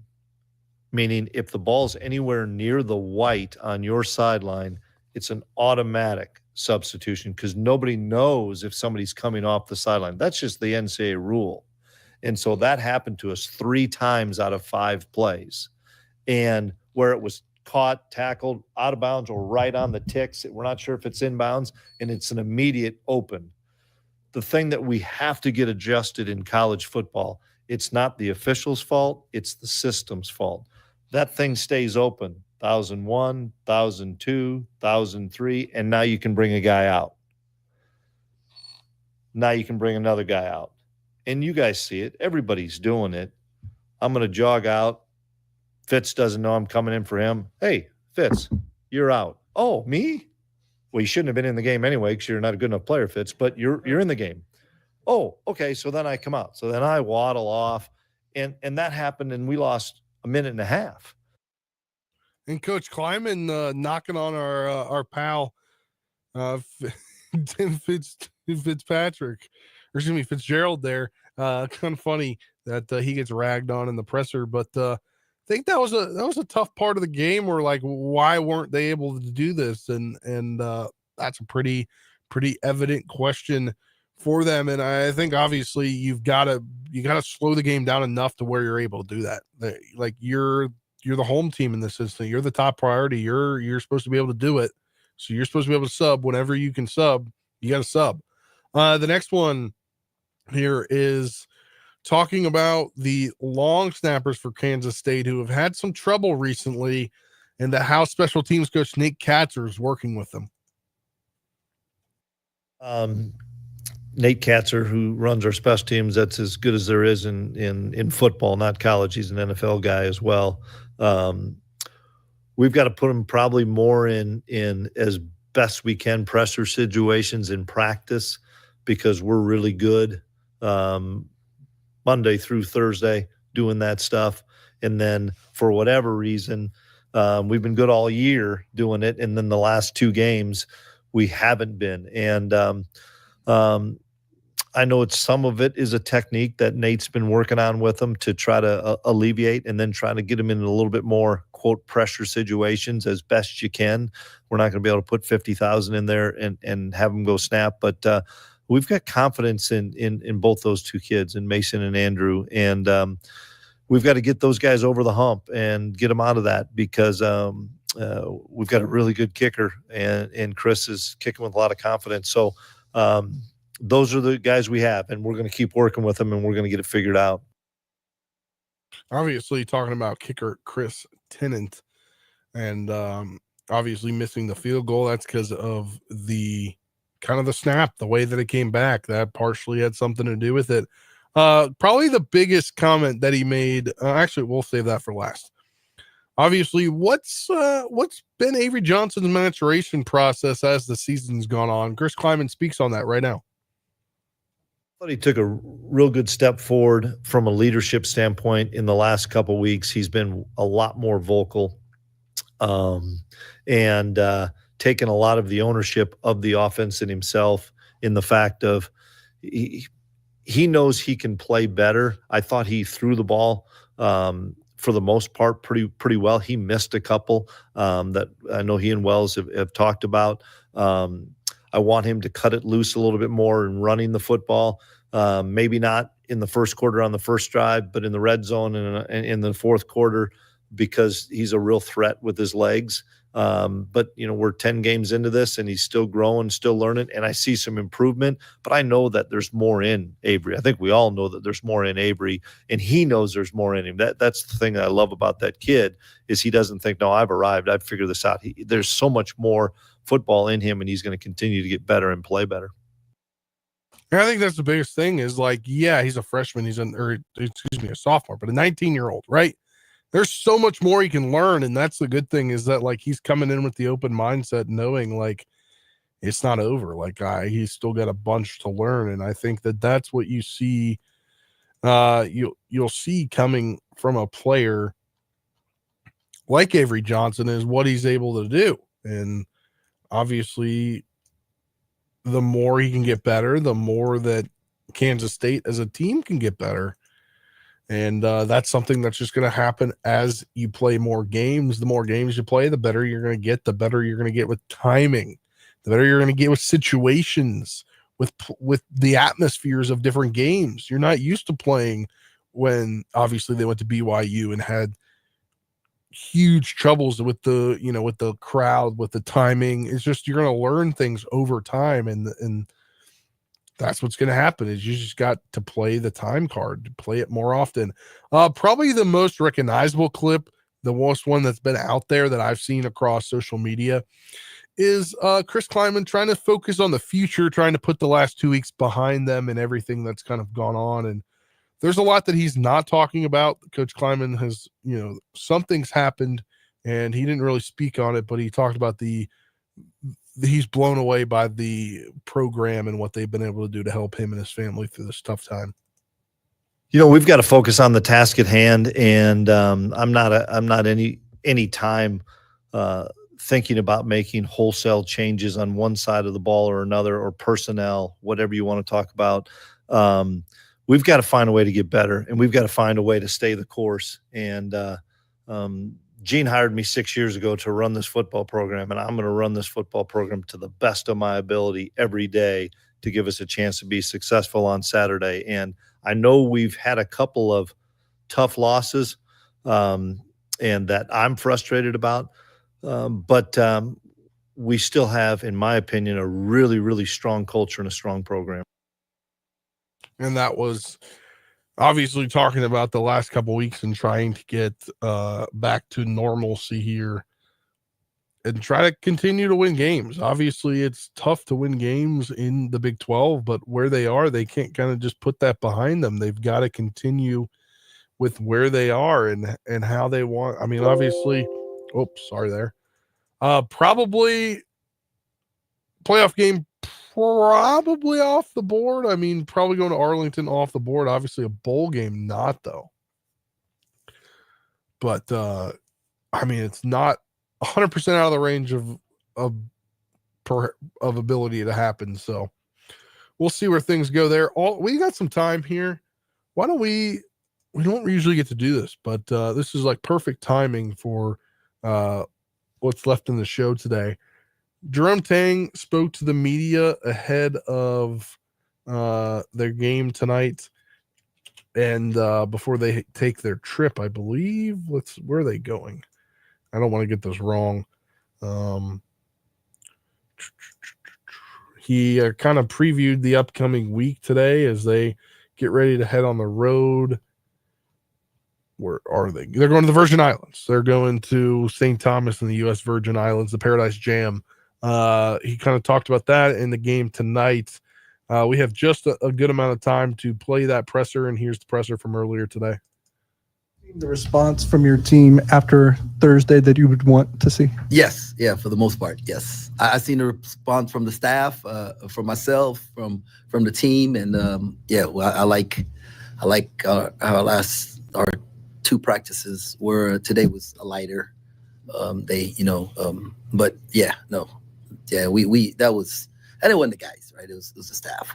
We didn't prepare them for that level of competition and with the emotional attachment that they would have. That was fully the staff's fault. I was going to say, when you got to rewatch that, was there anything that kind of bothered you more than others? No, it was exactly with transition defense, and when guys make mistakes, man, our guys want to play, so if we will hold them accountable to it in the game, then they won't keep making the same mistake. We as a staff allowed the same mistakes to happen, transition defense and rebounding, and so that's on us. You mentioned the rebounding, and now that you've had a chance to go through the film and sort of reevaluate, what stands out about those problems? Is there one thing in particular that you can pinpoint? We weren't physical enough, and so it's we play in a grown man's league, and this was a great wake-up call for us. That size is not enough. You got to be physical as well. That first practice after the game, what was the sort of mood like during that practice? Oh, it was great. Guys want to get better. Had guys, call me and, ask questions and have some comments, and, some guys that took ownership of stuff. And so everybody was in it to get better.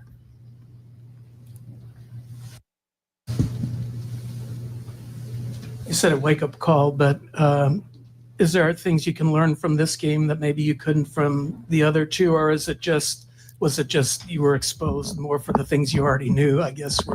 Well, I'd like to say that I thought we could compensate for what I felt was something that was lacking, or maybe we wasn't as good at, but we can compensate for some other things. But I mean, we had single-digit turnovers, and so. The staple of a good defense is the ability to rebound, and the staple and you have to be able to set your defense, which is transition defense, and so floor balance, and and then get yourself, when shots aren't going in, because they're not going to go in every night, you got to get yourself second chance shots, and we didn't do any of those things, and like I said, that's all on the staff, and sometimes you have to have something that like embarrasses you to get you to like really own up to it, and so I know that. I was embarrassed that I didn't have our guys ready. Now, I wasn't embarrassed with our guys. I was embarrassed with myself that I didn't have our guys ready. And so we've done a better job the last few days. I know after the game you were impressed with Doug. Even looking back, what has kind of stood out to you in his first start? I say all the time, point guards are judged by W's. That's it. So if you're going to be a point guard or a pitcher, right, you're going to be judged by wins and losses, and that's it. So it doesn't matter, what individuals do. It's what did the team do. What's the biggest thing that, I know you like the things that he does outside of scoring, and he brings the energy that he needs to even without scoring. What's the biggest thing that Coleman needs to do to kind of take part in scoring more? In scoring more? I don't know if it's Coleman. I think it's us. We got to put him in better positions where he's more comfortable. Like, instead of having him adapt to us, we got to adapt to what he does best. And that's a collaboration between the staff and him, and picking his brain, and some of the other guys. Like, we got some other guys who can, put the ball in the hole if they're put in the right positions. And now that I feel like they're buying into how we want to play and what's important to us. Now we got to figure out what allows them to be the best version of themselves. And then just because of the weird time that it's kind of falling in the air, I'm not sure what the status is and how much you can say, but the commitment that you guys got today, can you comment on that at all? Yeah, I'm not allowed to comment on that. We saw Brendan, I guess, struggle to shoot from three against LSU. Were they defending him a different way, or were that just shots not falling? They did a good job of making crowd in space and not letting them get any easy catches. And we have to do a better job as a staff of creating better opportunities for him with that. You can expect that the rest of the year. And somebody wants to know they have to take that away because he's a weapon. And then it's up to us to create some creative ways to help him get open.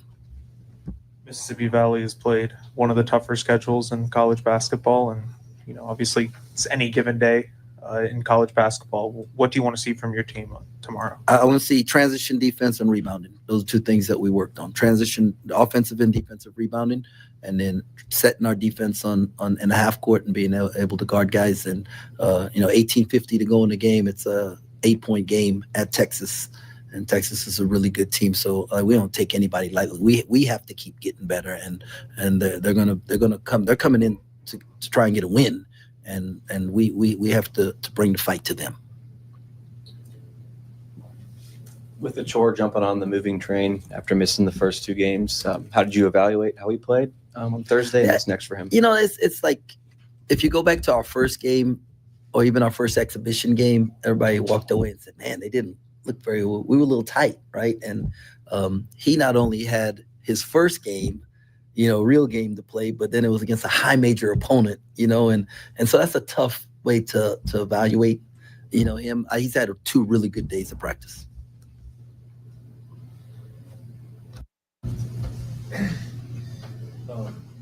If I can look ahead just a little bit, what excites you about getting away for a little bit and taking this team to a neutral site play tournament? Get to be together. The weather's going to be nice. Not a lot of distractions. Get to do some team building things while we're there. And I always like this time. There's some things that we have in the bag that we save for this time to do with the team and help guys grow closer together. And then growing up in the Virgin Islands, it's I have family down there and stuff, so it's gonna be really cool. I was going to ask you, how many people would you have, that personally who are going to be at the games watching? A lot.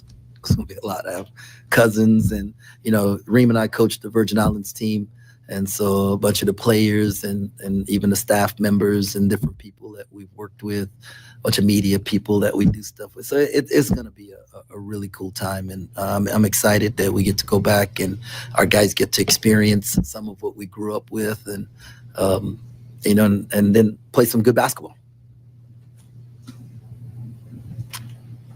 You mentioned the basketball, and I think it's like 3 games in the span of 4 or 5 days. How do you sort of balance that and making sure that the guys get to experience the Virgin Islands and not, just focus on basketball all the time? Well, we're going in like a day early, and so when we land, and then the next day it's an off day. So as far as no game, so we'll do some prep, but they'll also get a chance, go out on a catamaran for a little bit, and we'll have a good dinner. The night that we get there, we have a dinner on the beach, and so it's some really cool things that we do with them, and it's business, right? Like for the staff, it's business, but we also I just remember 2 years ago when we were in the Caymans, and we did a walkthrough outside, right? And I just stopped the guys and I said, look, and I mean, the beach and the water, and people on sailboats or whatever they were, just like, and we get to do it in that type of environment. Who gets to do that? How many people get to do that in their life? And so just get them to enjoy and appreciate the opportunities there for them. That was Kansas State head basketball coach Jerome Tang as they prepare to take on tonight. They take on a bye game, or a pay game, I guess you would say, at Bramlage, but then they head down as they take on Mississippi Valley State. This will be a 7 p.m. tip-off. We'll have pregame coverage coming up here in just about 15 minutes from the K-State Sports Network. But then they head, I'm going to assume tomorrow, because he said there's another day, so travel days tomorrow for them, to the U.S. Virgin Islands Paradise Jam. They'll take on George Washington Friday. That's a 7 p.m. Central tip. We'll have pregame coverage at 6 p.m. Saturday at 4:30 p.m. Central, they'll take on Liberty or Louisiana, and then they'll flip that on Sunday, and they'll take at 7 p.m. They will take on Liberty or Louisiana, and then Monday is a to be determined game based upon how things go. We'll have the coverage for all that right here on 580 WIBW. We'll take a break now. When we come back, I'll talk a little Chiefs. Is their defense really as good as people are saying? That's coming up next on 580 Sports Talk.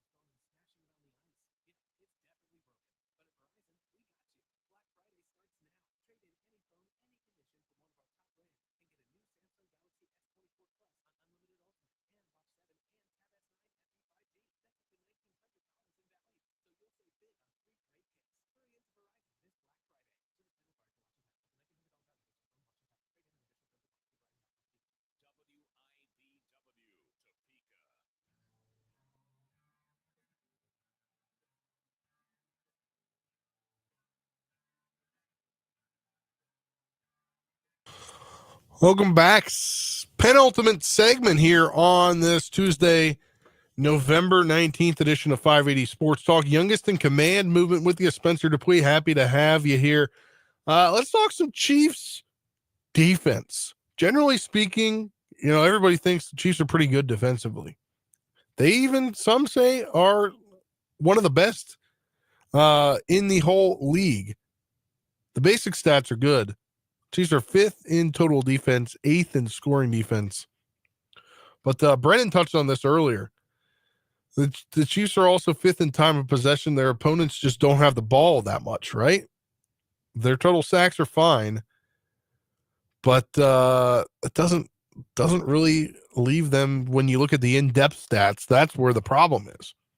In EPA per play, the Chiefs are 14th defensively, middle of the pack. They're 21st in pass defense EPA and 16th in overall success rate.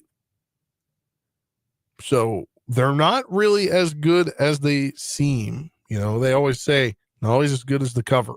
So when you look at this Chiefs team, I think in order for them to win the Super Bowl this year, you've got to have the offense clicking on all cylinders, something that really has yet to happen this year. It's not happened, right? Maybe a couple games with Rashee Rice, but then Travis Kelce wasn't doing anything. So you're going to get Pacheco back soon, right?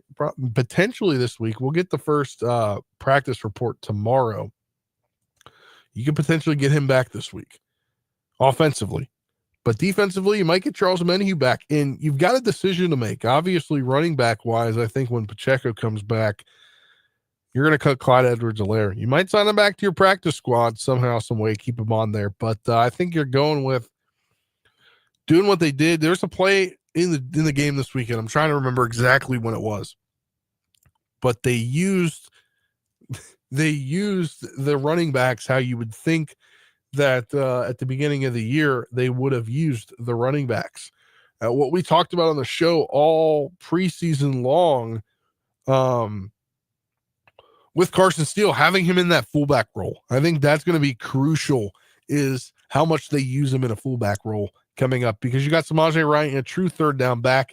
You could have a 1-2 bruiser with Pacheco and Kareem Hunt. Obviously, Pacheco, not a good pass blocker. I think Kareem Hunt is a lot better in pass pro along with Samaje P. Ryan. But the offense can get going. You get Noah Gray, you got him some touchdowns, obviously. You need to get Travis Kelce back up to who he was. Xavier Worthy, it's all about timing for him, right? I think that's the main issue. And DeAndre Hopkins is going to get him some. Juju Smith-Schuster coming back. That was his first week back from the hamstring injury. So I think there's still a lot to look forward to in this offense. And the turnovers, that's a big issue for the turnovers. They're giving it to the opponents a little bit more than they've done in prior years. So I think that's a huge part of this Chiefs team. And if they can turn that around, they're going to be back-to-back Super Bowl champions. But that's if they can turn it around offensively and defensively, as we mentioned with the EPA per play. That's huge. We'll wrap things up on the other side of this break. You're listening to 580 Sports Talk.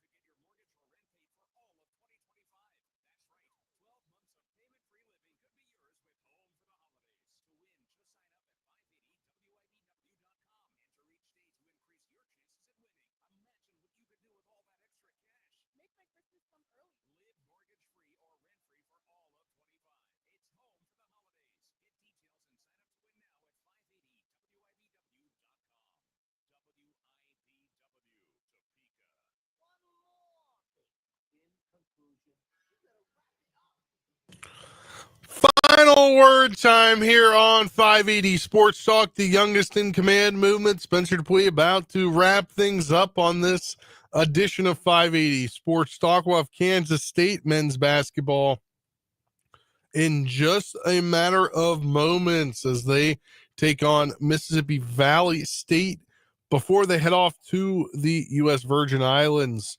But that will be a 7 p.m. tip. We'll have pregame coverage. Kansas State Sports Network coming up just in about 2.5 minutes. But final word for me, the Chiefs. They could get better. It's really down to Patrick Mahomes, I think. Patrick Mahomes, can he stop the turnovers? And their success rate needs to be better in order for them to continue to win games. Obviously, losing their first one of the year over the weekend. But that is to be determined if Patrick Mahomes can drop the turnover rate. That'll be huge for them going forward. We'll have another edition of 580 Sports Talk tomorrow from 3 until 6. For Brendan Dorzinski, I'm Spencer Dupuy saying so long, Kansas State basketball. Coming up next on 580 WIBW.